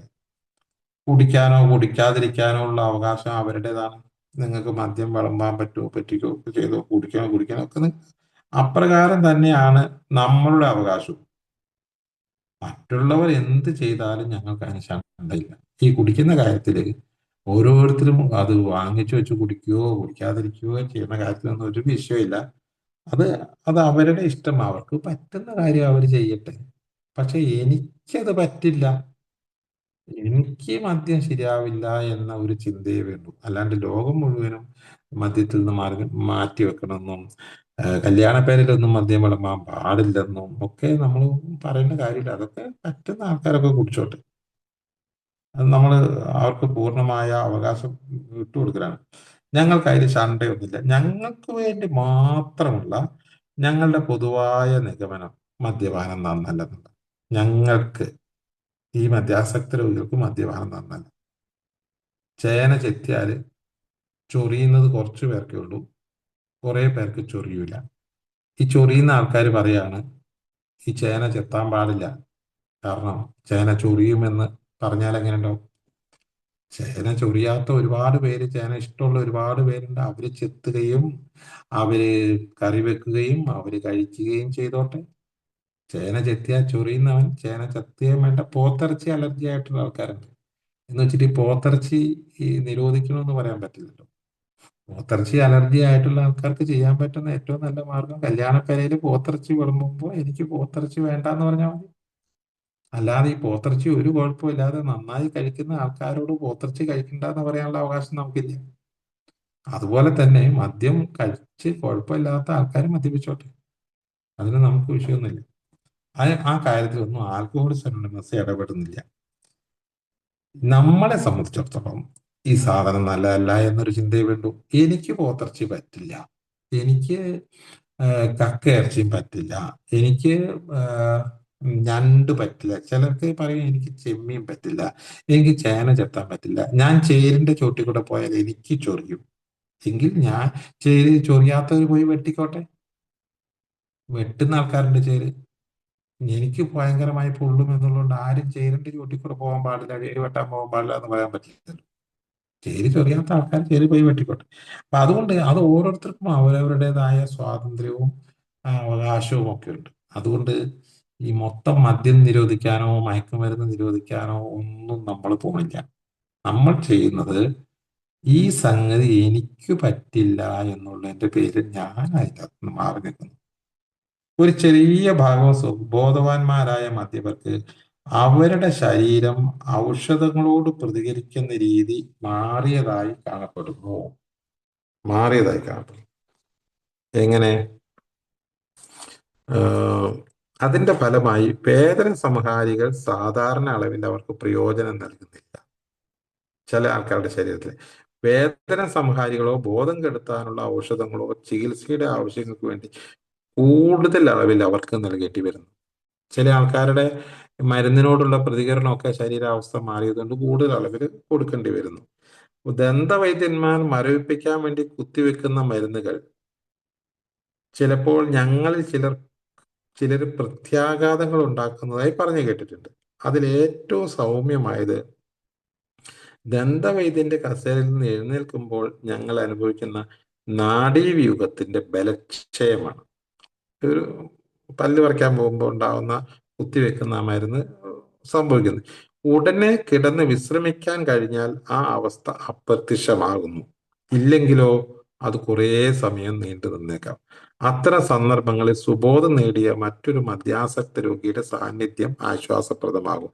അതായത് ഈ പറഞ്ഞ പോലെ ഏതെങ്കിലും സന്ദർഭങ്ങളിൽ നമ്മുടെ മൈൻഡിലെ ഈ സന്തോഷകരമായ അവസ്ഥയ്ക്ക് തടസ്സം നേരിടുന്ന സമയത്ത് ഏതെങ്കിലും ആ അംഗങ്ങളുമായി ബന്ധപ്പെടുന്നത് നല്ലതായിരിക്കും. എനിക്ക് ഇങ്ങനെ ഒരു മൈൻഡ് ഡൗൺ ആയിട്ടുണ്ട്, ഭയങ്കരമായ അസ്വസ്ഥതയുണ്ട് എന്ന് പറഞ്ഞു കഴിഞ്ഞാൽ അത് തീർച്ചയായിട്ടും ആശ്വാസമായിട്ട് അത് എത്താനുള്ള സാധ്യത ഒരു ഏക്കാറിനുണ്ട്. അതുകൊണ്ടാണ് പറഞ്ഞത് ആ സമയത്താണല്ലോ കുടിക്കാൻ പോകുന്നത്. ആ കുടിക്കാൻ പോകുന്നതിന് മുമ്പ് മൈൻഡ് എപ്പോഴാണോ ഡൗൺ ആവുന്നത്, ആ ഡൗൺ ആയത് അധികം നേരം വെക്കാൻ പാടില്ല. ആ സമയത്ത് ഏതെങ്കിലും ഒരു മറ്റേ മീറ്റിംഗ് ഉള്ള സമയമാണെങ്കിൽ അതിൻ്റെ അകത്ത് കയറുക, അതല്ലെങ്കിൽ രേഖക്കാരനെ വിളിക്കുക. എപ്പോൾ ആ സമയത്ത് ഈ മദ്യാസക്ത രോഗവുമായിട്ടുള്ള ഒരു ചിന്തയെ ബലപ്പെടുത്തുക എന്നാണ് ഉദ്ദേശിക്കുന്നത്. ഞാനൊരു മദ്യാസക്ത രോഗിയാണ്, എനിക്ക് മദ്യം കഴിക്കാൻ പറ്റില്ല എന്ന ഒരു ചിന്തയെ ബലപ്പെടുത്തുക. ഇല്ലെങ്കിൽ ആ മദ്യാസക്ത രോഗിയാണെന്നുള്ള കാര്യം തൽക്കാലം മറന്നു വെച്ചിട്ട് ഈ തവണത്തേക്ക് മാത്രം, ഈ ഒരൊറ്റ പ്രാവശ്യം മാത്രം ഈ അവസ്ഥയിൽ നിന്ന് കരകയറാൻ വേണ്ടി മാത്രം എന്ന ഒരു ഒരു സെന്റൻസ് ശരിയാക്കി വെച്ചിട്ടാണ് കുടിക്കാൻ പോണത്. ഈ അതില്ല, ഞാൻ ഇനി അങ്ങോട്ട് എല്ലാ ദിവസവും കുടിക്കാനൊന്നുമില്ല പരിപാടി. എൻ്റെ ഇപ്പോഴത്തെ അവസ്ഥ അതിൽ നിന്ന് മോചനം നേടണമെങ്കിൽ ഒരെണ്ണം അടിക്കണം, ആരും അറിയാതെ. പക്ഷേ അത് അടിച്ചു കഴിഞ്ഞാൽ നമുക്കറിയാലോ, അതുകൊണ്ട് കുറച്ച് ആശ്വാസം ഉണ്ടാവും. പക്ഷെ അത് ഇറങ്ങിക്കഴിഞ്ഞാലോ നേരത്തേനേക്കാൾ മോശമാവും. അപ്പോൾ വീണ്ടും അടിക്കേണ്ടി വരുന്നു. അപ്പോൾ അത് ഇറങ്ങിക്കഴിഞ്ഞാലോ വീണ്ടും നേരത്തെക്കാളും മോശമാവും. അപ്പോൾ വീണ്ടും അടിക്കേണ്ടി വരുന്നു. അപ്പോൾ പിന്നെ രണ്ടാമത് നിർത്തുക എന്നുള്ളത് എളുപ്പമല്ലാതായി വരും.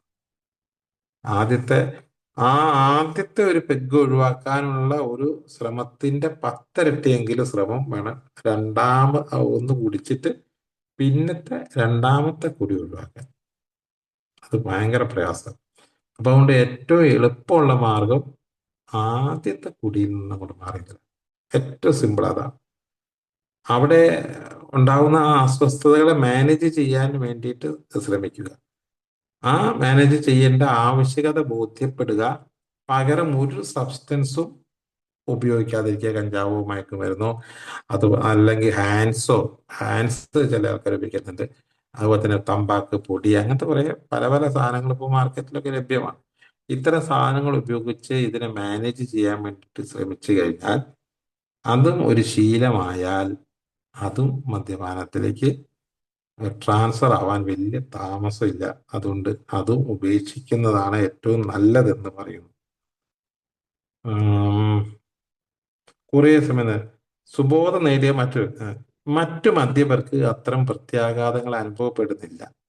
ഏതെല്ലാം സാഹചര്യത്തിൽ മേൽപ്പറഞ്ഞ തരം പ്രത്യാഘാതങ്ങൾ ഉണ്ടാകുമെന്ന് പ്രവചിക്കുക ആർക്കും സാധ്യമല്ല. അതാണ്, ഓരോരുത്തർക്കും അവരവരുടെ ജീവിതത്തില് അവർക്ക് എപ്പോഴാണ് എന്താണ് സംഭവിക്കുക പറയാൻ പറ്റില്ല. അതുപോലെ തന്നെ ഈ മദ്യം കിട്ടാതെ വരുമ്പോൾ ഉണ്ടാവുന്ന അസ്വസ്ഥതയെ കുറിച്ചും, അല്ലെങ്കിൽ മദ്യപിക്കാൻ തോന്നുമ്പോൾ ആ തോന്നലിന് തടയുന്ന കാര്യത്തിലെ കപ്പാസിറ്റി ഒക്കെ എല്ലാവരെ സംബന്ധിച്ചും വ്യത്യസ്തമാണ്. അതുകൊണ്ടൊന്നും പ്രവചിക്കാൻ പറ്റില്ല. എന്തായാലും ഡോക്ടറോടും ദന്തവൈദ്യനോടും ബോധം കെടുത്താൻ ഔഷധം നൽകുന്ന വിദഗ്ധനോടും നമ്മളുടെ രോഗത്തിന്റെയും പരിശോധനകളുടെയും ചികിത്സയുടെയും മുൻകാല ചരിത്രവും വിശദാംശങ്ങളും പറയുന്നതോടൊപ്പം നമ്മളുടെ മുൻകാല മദ്യപാനത്തിന്റെ ഏതെങ്കിലും മയക്കുമരുന്ന് കഴിച്ചിട്ടുണ്ടെങ്കിൽ അതിന്റെ മുഴുവൻ സത്യവും തുറന്നു പറയുന്നതാവും നല്ലത്. ഒരു മയക്കുമരുന്ന് കൊടുക്കുകയാണെങ്കിൽ ആ മയക്കുമരുന്ന് കൊടുത്ത് എന്തെങ്കിലും ബോധം കെടുത്തുന്ന ഒരു ഏർപ്പാട് നടത്തുകയാണെങ്കിൽ ആ ഡോക്ടറോട് ഞാനൊരു മദ്യാസക്ത രോഗിയാണ് എന്ന് പറയുന്നത് ഉചിതമായിരിക്കും. ഡോക്ടർക്കും ഈ മദ്യാസക്ത രോഗത്തെ കുറിച്ച് അറിയണം കേട്ടോ. ഏതായാലും താഴെ രേഖപ്പെടുത്തിയിരിക്കുന്ന രണ്ട് വിവരണങ്ങൾ ചിത്തവൃത്തിയെ ബാധിക്കുന്ന, അതായത് ബോധത്തെ ബാധിക്കുന്ന മദ്യമല്ലാത്ത മറ്റു മയക്കുമരുന്നുകൾ ഉപയോഗിക്കുന്ന അംഗങ്ങളുടെ പൊതുവെ അനുഭവമായി കാണപ്പെടുന്നു. ഈ മയക്കുമരുന്ന് ഉപയോഗിച്ച ആൾക്കാർ എന്ത് സംഭവിച്ചു എന്നുള്ള രണ്ടനുഭവം ഇവിടെ പറയുന്നുണ്ട്. ഏകദേശം 30 വർഷം സുബോധവാനായിരുന്ന ഞങ്ങളിൽ ഒരാൾ അന്ന് വരെ താൻ സ്പർശിച്ചിട്ടില്ലാത്ത കഞ്ചാവ് ഉപയോഗിക്കാൻ ആഗ്രഹിച്ചു. ഈ കഞ്ചാവ് ഉപയോഗിച്ചാൽ വലിയ കുഴപ്പമൊന്നുമില്ല, മദ്യമല്ലേ പ്രശ്നം. ഞാൻ മദ്യം ഉപയോഗിക്കുന്നില്ലല്ലോ, കുറച്ച് കഞ്ചാവ് ഉപയോഗിക്കാം എന്നൊക്കെ വിചാരിച്ചാൽ കഞ്ചാവ് ഉപയോഗിക്കും. അതിൽ രസം കണ്ടെത്തി, ഡോപ്പാമിൻ ഉണ്ടായി. സൗഹൃദ കൂട്ടായ്മകളിൽ മാസങ്ങളോളം ഒരു പ്രശ്നവുമില്ലാതെ അത് ഉപയോഗിക്കാൻ കഴിഞ്ഞപ്പോൾ അദ്ദേഹത്തിന് ധൈര്യമായി. കുഴപ്പമില്ല, ഞാനിപ്പം കള്ളുകൂടി ഒന്നില്ല, ഇപ്പൊ ഞാൻ പിന്നെ വല്ലപ്പോഴും ഒരു വീഡിയോ ആയിരിക്കും എന്നൊക്കെ പറയാൻ തുടങ്ങി. അപ്പോൾ ആരോ പറഞ്ഞു അതിനൊപ്പം അല്പം വീഞ്ഞും കൂടി ആയാലും അനുഭൂതി കൂടുതൽ മെച്ചപ്പെടും. അപ്പൊ ആരോ പറഞ്ഞു ഈ കഞ്ചാവ് അടിച്ചിട്ട് ഒരൊറ്റ ബിയർ അടിച്ചു കഴിഞ്ഞാൽ ഇരട്ടി കിക്കായിരിക്കും എന്ന് പറഞ്ഞു.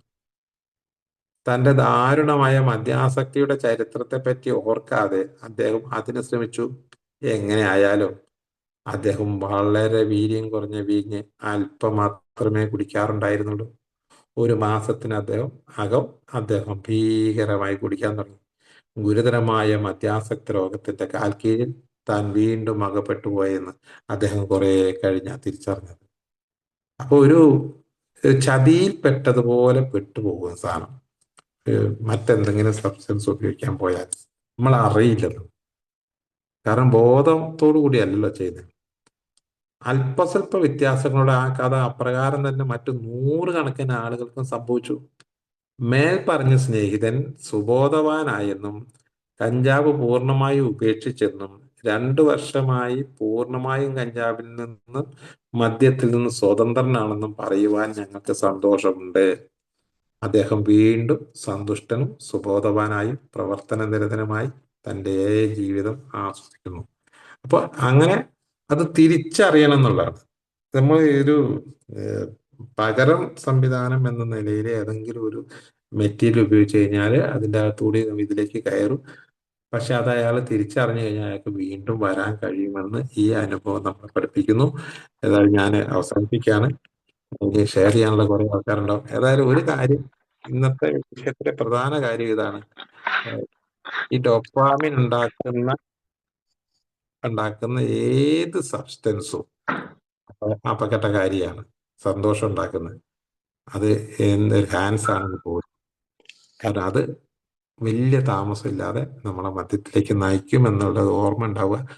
പകരം പകരം ഈ സന്തോഷം ഉണ്ടാക്കാനുള്ള പ്രക്രിയയിലൂടെ നമ്മൾ ബോധപൂർവ്വം ഇടപെടുക. അതൊന്ന് കൂട്ടായ്മയിൽ പങ്കെടുക്കുക, നല്ല സൗഹൃദ സംഭാഷണം നടത്തുക.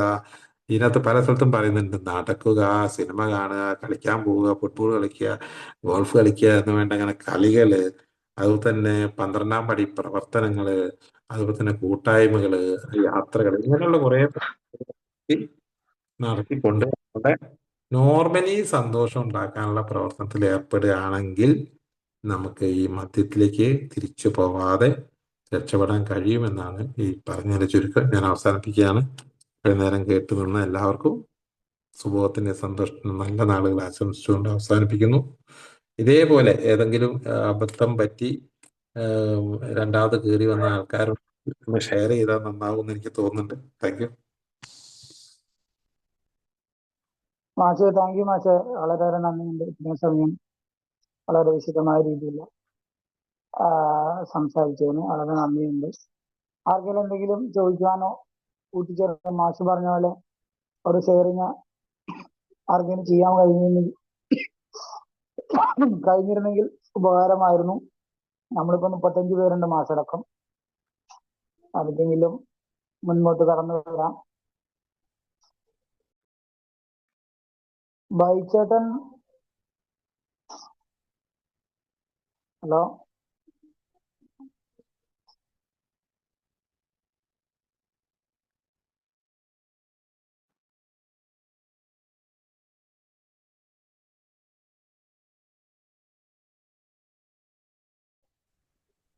മദ്യപാന രോഗി ആർക്കെങ്കിലും മദ്യപാന ആ രോഗിയാണ് എൻ്റെ പേര്. സോ എല്ലാവർക്കും ഹായ്. ജെയിംസേട്ടൻ. ഹായ് ജെയിംസ് ഏട്ടൻ. Hi hi. എൻ്റെ ഒരു അനുഭവം എന്താണെന്ന് വെച്ച് കഴിഞ്ഞാൽ, മദ്യപിക്കുന്ന ടൈമിൽ കുറച്ചു കാലം ഞാൻ മദ്യപാനം നിർത്തി, 2 മാസം നിർത്തിയായിരുന്നു. അപ്പോൾ എന്തേരം ഈ ജലദോഷത്തിൻ്റെ ബാക്കി പത്രമായിട്ട് ചുമ പിടിച്ചു, വല്ലാത്ത ചുമ. അപ്പം ആ, ചുമയ്ക്കുള്ള മരുന്ന് പോയി മേടിച്ചു. ആ, അത് വൈകുന്നേരം മേടിച്ചുകൊണ്ട് വന്നിട്ട് ഞാൻ അതിൽ പറഞ്ഞ രീതിയിൽ ഒരു ഡോസ് കഴിച്ചു. കുറച്ച് കഴിഞ്ഞപ്പോൾ എനിക്ക് തോന്നി ഇതുപോലെ കുറച്ചുകൂടെ കഴിക്കണം തോന്നി. ചുരുക്കി പറഞ്ഞ 2 മണിക്കൂർ കൊണ്ട് ആ 4 ഔൺസിൽ ഒരു ബോട്ടിൽ ഞാൻ ഫിനിഷ് ചെയ്തു. പിറ്റേ ദിവസം ഞാൻ പോയിട്ട് മദ്യവും മേടിച്ചു. അതിലടങ്ങിയിരിക്കുന്ന കണ്ടന്റ് എന്തോ അത് എനിക്കൊരു പിന്നെയും മദ്യത്തിലേക്ക് എന്നെ നയിച്ചു എന്നുള്ളതാണ്. അതൊരു സത്യമാണ്. പിന്നെ പിൽക്കാലത്ത് ചികിത്സയുടെ ബാക്കിയായിട്ട് ഞാൻ ഈ പ്രോഗ്രാമിൽ വന്നു കഴിഞ്ഞപ്പോൾ ഞാൻ പലരെ ഷെയറിങ്ങുകളും ഡോക്ടറെ ഷെയറിങ്ങിലൊക്കെ ഞാൻ കേട്ട ഒരു കാര്യം എന്താണെന്ന് വെച്ച് കഴിഞ്ഞാൽ, ഒരു ഡോക്ടറെ അടുത്ത് പോകുമ്പോൾ എപ്പോഴും സത്യങ്ങൾ പറയണമെന്ന് പറയുന്നുണ്ട്.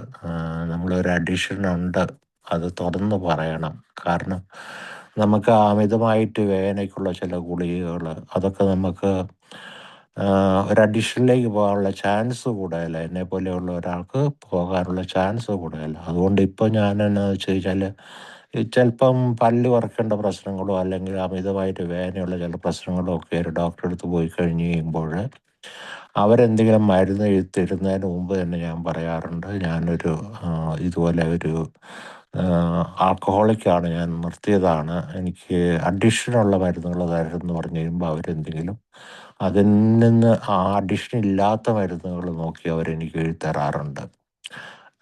അതെൻ്റെ അനുഭവമാണ്, ഞാൻ ജസ്റ്റ് പറഞ്ഞെന്നേ ഉള്ളൂ. ഞാൻ അങ്ങനെയാണ് ഇപ്പം പ്രാക്ടീസ് ചെയ്യുന്നത്. Okay, thank you. Thank you ജെയിംസേട്ടാ, താങ്ക് യു. ആർക്കെങ്കിലും എന്തെങ്കിലും, നമുക്ക് സമയമുണ്ട്, നമുക്കൊരു 20 മിനിറ്റും കൂടെ സമയമുണ്ട്.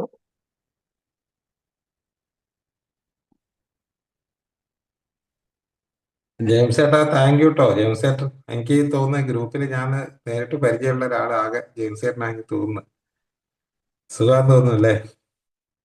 സുഖമായിരിക്കുന്നു പക്ഷേ, സുഖം. Thank you. ഓക്കെ, എന്തായാലും നല്ല ഈ വിഷയത്തിന് ഏറ്റവും യോജിച്ച ഒരു അനുഭവമാണ് ഇപ്പോൾ ജെയിംസ് ചേട്ടൻ പറഞ്ഞത്. ഒരു മരുന്ന് കുടിച്ചിട്ട് അത് എങ്ങനെയാണ് മദ്യത്തിലേക്ക് മാറിയെന്നുള്ള വിവരം. എന്താണ് ശരിക്കും ഇതുപോലെ അനുഭവം ആർക്കെങ്കിലും ഉണ്ടെങ്കിൽ ഷെയർ ചെയ്താൽ മറ്റുള്ളവർക്കും അത് സഹായകരമായിരിക്കും കേട്ടോ.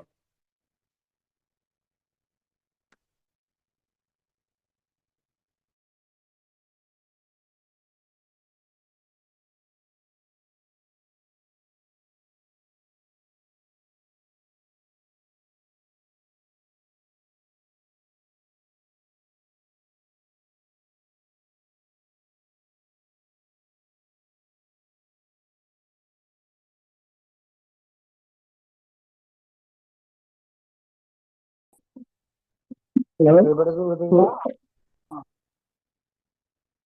ബിനിച്ചേട്ടാ പറയൂ. ബിനിച്ചേട്ടാ സുഹൃത്തുക്കളെ, സെക്ഷൻ ദൈവാനുഗ്രഹത്താലും എന്നോട് സഞ്ചരിക്കാൻ ഇന്നത്തെ ദിവസം വർദ്ധിപ്പിച്ചിട്ടുള്ള എൻ്റെ ഒരു ദിനം വേറെ ഒന്നുമില്ല, സന്തോഷമായിട്ട് പോകുന്നു. ഞാൻ ആദ്യം ഇവിടെ അപ്പുറത്തെ പിള്ളേരുടെ ശല്യം ഉണ്ടായിരുന്നു, അതാണ് ഷെയർ ചെയ്യാൻ ഉണ്ടായിരിക്കുക സാധിച്ചു. എന്തായാലും വിജയ മാസ്റ്റർക്ക് നന്ദി പറയാൻ ഉദ്ദേശിച്ച്. പിന്നെ പ്രത്യേകിച്ച് അങ്ങനെ മീറ്റിങ്ങിൽ ഇരുന്നപ്പോൾ ഒത്തിരി കാര്യങ്ങൾ മനസ്സിൽ കടന്നുപോയെങ്കിലും പെട്ടെന്ന് ജീവിതത്തിലൊരു അനുഭവം പറയാൻ പറഞ്ഞപ്പോൾ പെട്ടെന്ന് കിട്ടിയില്ല. എന്തായാലും സന്തോഷമായിട്ടിരിക്കണം. എല്ലാവർക്കും ശുഭോദയം ആശംസിച്ചുകൊണ്ട് താങ്ക് യു മുഹൂർത്തത്തിൽ. താങ്ക് യു ബിനിച്ചേട്ടാ, താങ്ക് യു. ശ്രീനിച്ചേട്ടാ, ഞാൻ വരട്ടെ. ഞാനൊരു അമിത മദ്യപാനി. എയുടെ സഹായത്തിൽ ഇന്ന ദിവസം മദ്യപിച്ചിട്ടില്ല. എൻ്റെ പേര് അലക്സ്. എല്ലാവർക്കും ഹായ്. വിജയ് മാഷിന്റെ ഈ സെഷൻ വളരെ നല്ലൊരു വിജ്ഞാനപ്രദമായ ഒരു സെഷനായിരുന്നു. കാരണം മദ്യത്തിന് പകരമായിട്ട് വേറെ എന്തെങ്കിലും ലഹരിയിലേക്ക് ഉപയോഗിക്കുകയോ അത് ഒരു എന്താ പറയുക, ഒരു സബ്സ്റ്റിറ്റ്യൂട്ട് ആയിട്ട് ഉപയോഗിക്കാനായിട്ട് പറ്റില്ല എന്നുള്ളത് യിലുള്ള പലരുടെയും അനുഭവങ്ങളിലൂടെ മനസ്സിലാക്കാൻ സാധിക്കും. അത് പലപ്പോഴും ഈ ഒരു സുബോധാവസ്ഥയിൽ മുന്നോട്ട് പോകുമ്പോൾ മനസ്സിൽ വരുന്നൊരു കാര്യമാണ്. അതായത് മദ്യത്തിന് പകരം എന്തെങ്കിലും ലഹരി ഉപയോഗിക്കാം എന്നുള്ളത്. പക്ഷെ അങ്ങനെ ലഹരി ഉപയോഗിക്കുന്നത് വഴിയായിട്ട് പ്രത്യേകിച്ച് കാര്യമൊന്നുമില്ല. ഇതിൽ ബിഗ് ബുക്കിലും തന്നെ കഴിഞ്ഞ ബിഗ് ബുക്കിലല്ല, സോറി, വേറൊരു ബുക്കിൽ ഞാൻ ആൽക്കഹോളിക്സ് അനോണിമസിന്റെ ഒരു ബുക്കിൽ ഞാൻ വായിക്കുകയുണ്ടായി. ഒരാളയാൾ ഇതുപോലെ ക്യാനബസ് യൂസ് ചെയ്യുകയും ക്യാനബസും വൈനുമായിട്ട് ഉപയോഗിച്ച് പോവുകയും അതിനുശേഷം പിന്നെയും ആൽക്കഹോളിൽ നേരത്തെ കുടിച്ചിരുന്നതിലും ഭീകരമായിട്ട് മദ്യപാനത്തിലേക്ക് തന്നെ തിരിഞ്ഞു വരുന്ന ഒരവസ്ഥയും. അപ്പൊ ഇത് വേറൊരു ലഹരി കണ്ടുപിടിക്കുക അല്ലെങ്കിൽ വേറെ എന്തായിക്കോട്ടെ അത് കണ്ടുപിടിച്ചു കഴിഞ്ഞാലും അത് ആൽക്കഹോളിലേക്ക് തന്നെ എത്തിക്കുമെന്നുള്ളത് എൻ്റെ ഒരു തോന്നലാണ്. ചിലപ്പം വിജയ് മാസ്റ്റർ പറയാനുണ്ടെങ്കിൽ അത് പറയാം. എനിക്ക് തോന്നുന്നത് വേറെ എന്ത് സബ്സ്റ്റിറ്റ്യൂട്ട് കണ്ടുപിടിച്ചാലും അത് വീണ്ടും ഇപ്പോൾ ഉദാഹരണത്തിന് നോൺ ആൽക്കഹോളിക് ബിയർ അങ്ങനെയുള്ള എന്തെങ്കിലും ബെവറേജ് ആണെങ്കിൽ പോലും കുടിച്ചു കഴിഞ്ഞാൽ പിന്നെയും ആൽക്കഹോളിലേക്ക് തന്നെ എത്തുകയും അത് അനിയന്ത്രിതമായി പോവുകയും ചെയ്യുമെന്ന് എൻ്റെ ഒരു തോന്നലാണ്. ഏതായാലും ഇത്ര നല്ലൊരു ഇൻഫർമേഷൻ ഞങ്ങൾക്ക് തന്നതിന് നന്ദി. താങ്ക് യു വിജയമാഷ്. താങ്ക് യു അലക്സേട്ടാ, താങ്ക് യു.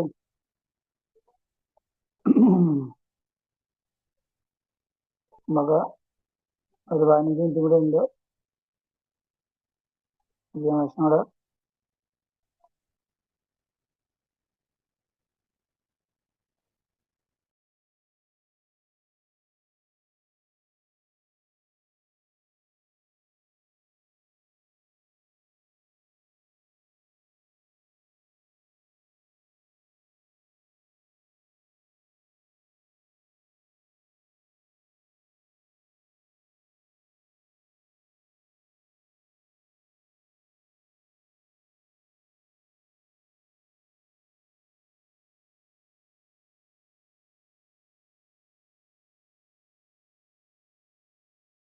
മാഷ എന്താണെങ്കിലും എനിക്ക് ഉണ്ടായ ഒരു അനുഭവം ഞാൻ ഷെയർ ചെയ്യാം. ഞാനൊരു മദ്യസക്തനാണ്.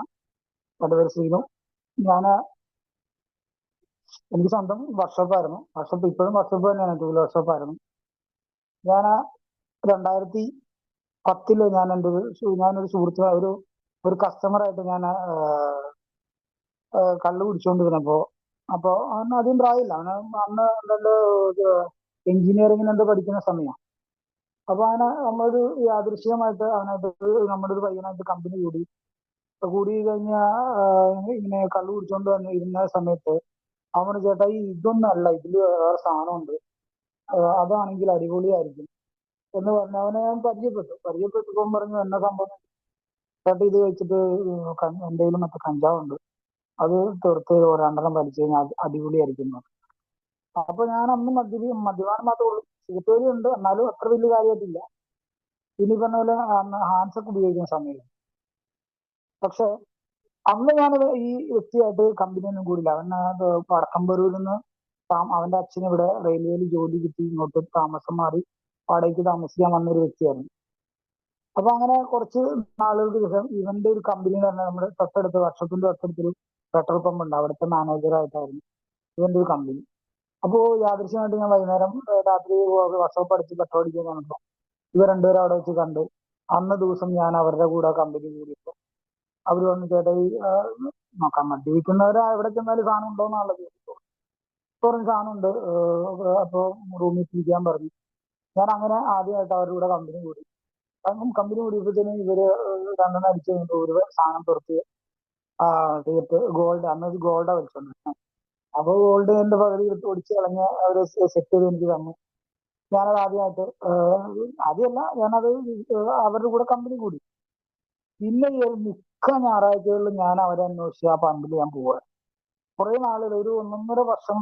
അത് കഴിഞ്ഞിട്ട് അവൻ ഇപ്പൊ എവിടെയാണെന്ന് എനിക്കറിയില്ല. ഞാൻ ഫേസ്ബുക്കിൽ കാണാറുണ്ടെങ്കിലും കല്യാണം കഴിഞ്ഞതാണ് കൊച്ചിനെ പിടിച്ചുകൊണ്ട് നിൽക്കുന്ന ഫോട്ടോ കാണാറുണ്ട്. അങ്ങനെ ഞാൻ ആ ഒരു സുഹൃത്തായിട്ട് എന്ന് വെച്ചാൽ ഒരു പരിചയമില്ലാതെ ബന്ധപ്പെട്ടാണ്. പക്ഷെ കുറച്ച് നാൾ കഴിയുമ്പോഴത്തേനും പിന്നെ ഞാൻ അവനെ എല്ലാ ഞായറാഴ്ചകളിലും ആ പമ്പിന്റെ പുറകിൽ വൈകുന്നേരം ഈ കള്ളുകൂടി നിന്നിട്ട് അവന്റെ അടുത്ത് പോയി അവനെ വിളിച്ചു വരുത്തി, അല്ലെങ്കിൽ അവൻ അവസാനം ഇവനവിടെ നിന്ന് സ്കിപ്പായി പോയി. പിന്നെ ഞാൻ കുറെ നാൾ കഴിഞ്ഞപ്പോഴത്തേനും അതിലപ്പുറം ഈ കള്ളുകൂടിയും പ്രശ്നങ്ങളൊക്കെ ആയി കഴിഞ്ഞപ്പോൾ പിന്നെ ആ കമ്പനി വിട്ടു. പിന്നെ നമ്മൾ വേറെ കമ്പനി പിടിച്ചു. അതിനകത്താണെങ്കിൽ പറഞ്ഞ പോലെ 24 മണിക്കൂറും മദ്യം കിട്ടുന്ന ഒരു കമ്പനിയായിരുന്നു. സുഹൃത്തുക്കളായിരുന്നു, ഒരുമാതിരി എല്ലാം നല്ലൊരു സാമ്പത്തികമായിട്ട് ഭദ്രതയുള്ള പിള്ളേരായിരുന്നു. അവരുടെ കൂടെ കൂടി. പിന്നെ അങ്ങനെ അങ്ങനെ കമ്പനി മാറി മാറി പോയി. ആ ഒരു സാറ് പറഞ്ഞപ്പോ ഈ കഞ്ചാവ് വലിച്ച ഒരു കേസ് പറഞ്ഞ കാര്യം ഞാൻ ആലോചിച്ചതാ. കാരണം ഒരു ഭയങ്കര ഒരു കമ്പനിയായിരുന്നു. എനിക്ക് പിന്നീട് അത് കണ്ടിട്ടില്ല. ഞാൻ ആ കമ്പനി വിട്ടതിന് ശേഷം എന്നുവെച്ചാൽ ആ സുഹൃത്ത് ബന്ധം വിട്ടതിന് ശേഷം ഇപ്പൊ അവൻ എവിടെയാ താമസിക്കണെന്നോ അല്ലെങ്കിൽ എവിടെയാണോ അവന്റെ ഫോൺ നമ്പറോ ഒന്നും ഇപ്പൊ എന്റെ കയ്യിലില്ല. പക്ഷെ ആ കഞ്ചാവ് വലിച്ചുകൊണ്ടിരുന്ന സമയത്ത് ഞാൻ ഇവനെ എല്ലാ ഞായറാഴ്ച അന്വേഷിച്ച് ശനിയാഴ്ച ഇവനെ സെറ്റ് ചെയ്ത് വെക്കും. നാളെ കാണണം, നാളെ വൈകുന്നേരം കാണണം, അല്ലെങ്കിൽ നാളെ നീ എപ്പോ ഫ്രീ ആവും എന്ന് പറഞ്ഞ് അവനെ ഒരു അനിയനെ പോലെ കൊണ്ടുവരാറ്. ഭയങ്കര സ്നേഹമായിരുന്നു അവനോട്. ഭയങ്കരമായിട്ട് അവനെ കെയർ ചെയ്ത് കൊണ്ടുവരണം. ഇവൻ വടക്കമ്പരൂരിന്നാണ് സാധനം കൊണ്ടുപോകുന്നുണ്ട് അവന്റെ കോളേജിൽ പഠിച്ചതിന്റെ സമയത്ത്. അങ്ങനെ ഒരു സംഭവം എന്റെ ജീവിതത്തിൽ ഉണ്ടായിട്ടുണ്ട്. പക്ഷെ പിന്നെ കുറെ നാൾ കഴിയുമ്പോൾ ആ ഒരു സുഹൃബന്ധം പൊളിഞ്ഞു പോയി. കാരണം നമ്മുടെ നമ്മുടെ പെട്രോൾ പമ്പിന്റെ മാനേജർ അവിടെ നിന്ന് സാമ്പത്തികമായിട്ട് എന്തോ ഇടപാടുണ്ടായി. അവൻ അവിടെ നിന്ന് പറഞ്ഞു വിടും എന്ന് വെച്ചാല് സാമ്പത്തികമായിട്ട് തിരിമറിയൊക്കെ ഉണ്ടായി. പക്ഷെ ലക്ഷങ്ങളുടെ പൈസയിൽ പ്രശ്നങ്ങളൊക്കെ വന്നു. അവനവിടെ നിന്ന് പറഞ്ഞു വിട്ട പിന്നെ ആ കമ്പനി അവിടെ വെച്ച് നിന്നുപോയി. എന്നുവെച്ചാൽ പിന്നെ നമുക്ക് ആ റൂം കിട്ടിയില്ല. പിന്നെ അവനെ കണ്ടിട്ടില്ല. അവനൊരു കോട്ടയംകാരനായിരുന്നു. പിന്നെ കണ്ടിട്ടില്ല. അങ്ങനെ ഒരു സംഭവം എന്റെ ജീവിതത്തിൽ ഉണ്ടായിട്ടുണ്ട്. അത് പറഞ്ഞപ്പോ എനിക്കുണ്ടായ ഒരു അനുഭവമാണ്. പക്ഷെ ഞാൻ അന്നും പറഞ്ഞ് വീണ്ടും പിന്നീട് അത് കഞ്ചാവ് അന്വേഷിച്ച് പോകേണ്ട വന്നില്ല. കാരണം അപ്പത്തേനും വേറെ കമ്പനി കമ്പനി വന്നു. അത് ടൂ വീലറിന്റെ വർക്ക്ഷോപ്പ് ഫീൽഡ് ആയതുകൊണ്ട് എവിടെ ചെന്നാലും എപ്പോ ചെന്നാലും ഏത് വർക്ക്ഷോപ്പിൽ വന്നാൽ ഏത് കൂട്ടുകാരുടെ അടുത്ത് ചെന്നാലും ഈ പറഞ്ഞ പോലെ വൈകുന്നേരങ്ങളിൽ എന്നാ അടിക്കുകയല്ലേ എന്നുള്ളൊരു ചോദ്യം ആയതുകൊണ്ട് പിന്നെ നമ്മൾ ആ ഒരു ഇതിലേക്ക് പോയില്ല. ഇപ്പൊ അവരെവിടെയാണെന്ന് എനിക്കറിയില്ല. അവരുടെ ആരുമായിട്ടും കമ്പനി ഇല്ല, കോണ്ടാക്റ്റും ഇല്ല, ഒന്നുമില്ല. അങ്ങനെ ഒരു സംഭവം എന്റെ ജീവിതത്തിൽ ഉണ്ടായിട്ടുണ്ട്. അന്ന് എനിക്കധികം എനിക്കൊരു 10-29 വയസ്സുള്ള സമയത്താണ്. എന്താണെങ്കിലും ആ ഒരു സംഭവം കുറെ നാൾ എനിക്ക് ഭയങ്കര ഒരു എൻജോയ്മെന്റ് തന്നെയായിരുന്നു. ഈ പറഞ്ഞ പോലെ അന്വേഷിക്കാൻ പോവുമായിരുന്നു. അവൻ അന്വേഷിച്ച് നടക്കുമായിരുന്നു. അല്ലെങ്കിൽ പെട്രോൾ പമ്പിൽ ചെന്നിട്ട് അവനോട് ചോദിക്കുമായിരുന്നു, അവൻ ഇനി വരുമോ, അല്ലെങ്കിൽ അവനെ വിളിച്ചിട്ടുണ്ട് എന്നൊക്കെ ഒരു സംഭവം എന്റെ ജീവിതത്തിൽ ഉണ്ടായിട്ടുണ്ട്.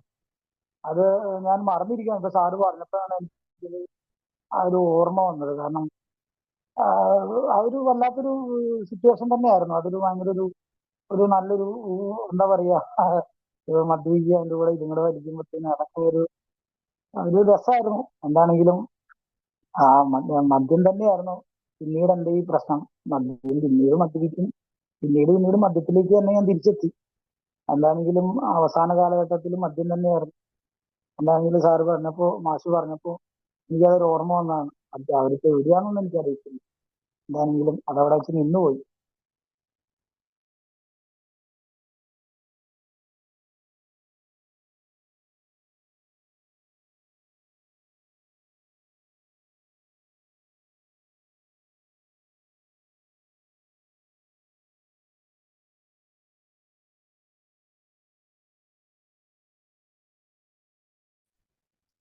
സാറ് പറഞ്ഞത് ഒരു കാര്യം കൂടെ ഒന്ന് കൂട്ടിച്ചേർക്കാനുണ്ടായിരുന്നു. എന്താണെന്ന് വെച്ച് കഴിഞ്ഞാല് ഈ പറഞ്ഞ പോലെ നമ്മൾ ഡോക്ടറെ അടുത്ത് ചെന്ന് കഴിഞ്ഞാൽ നമ്മൾ കറക്റ്റ് ആയിട്ട് എന്റെ പേര് ജിമ്മി, മധ്യാഫ്രിക്കനാണ്.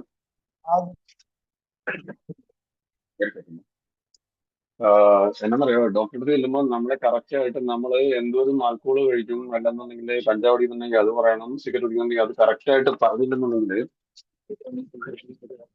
ചെന്ന് കഴിഞ്ഞു കഴിഞ്ഞാല് അപ്പം ഈ പറഞ്ഞ അനസ്തേഷ്യ നമുക്ക് ഏൽക്കില്ല. അങ്ങനെ ഞാനൊരു നേഴ്സാണ്.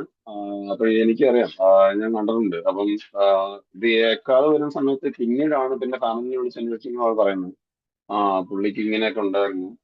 ആ, മറ്റേ കറുപ്പും കഞ്ചാവും ആ, വെള്ളമൊക്കെ അടിക്കുന്ന അങ്ങനെയാണെന്നുണ്ടെങ്കിൽ ഈ പറഞ്ഞ ഇവരുടെ ഡോസ് തെറ്റിപ്പോകും. അവർ ഈ പറഞ്ഞ body body mass body mass index വെച്ചിട്ടാണ് ഇതിന്റെ ഡോസ് കൊടുക്കുന്നത്, അനസ്തേഷ്യ കൊടുക്കുന്നത്. അത് ഏക്കില്ല. അങ്ങനത്തെ പ്രശ്നമുണ്ട്. അപ്പം അത് കറക്റ്റ് ആട്ടോ പുള്ളി പറഞ്ഞു. അതെന്ന് പറയുന്നത് താങ്ക് യു ജിമ്മിച്ചേട്ടാ, താങ്ക് യു. നമുക്കൊരു 7 മിനിറ്റ് കൂടെ ഉണ്ട്.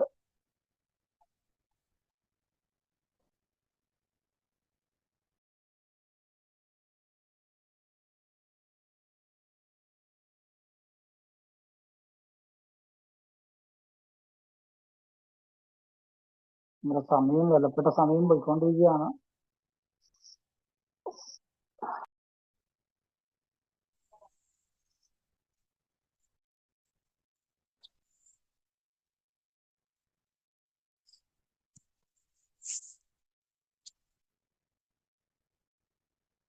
കണ്ടുകെട്ടൊറ്റയ്ക്കും കഴിവില്ലാത്തവനും ജീവിക്കാൻ പറ്റിയ ലോകമല്ല അത്. ഈ ലോകം കഴിവില്ലാത്തവറ്റിന് പറ്റിയതല്ല, ഭക്തന്മാർക്ക് പറ്റിയതല്ല.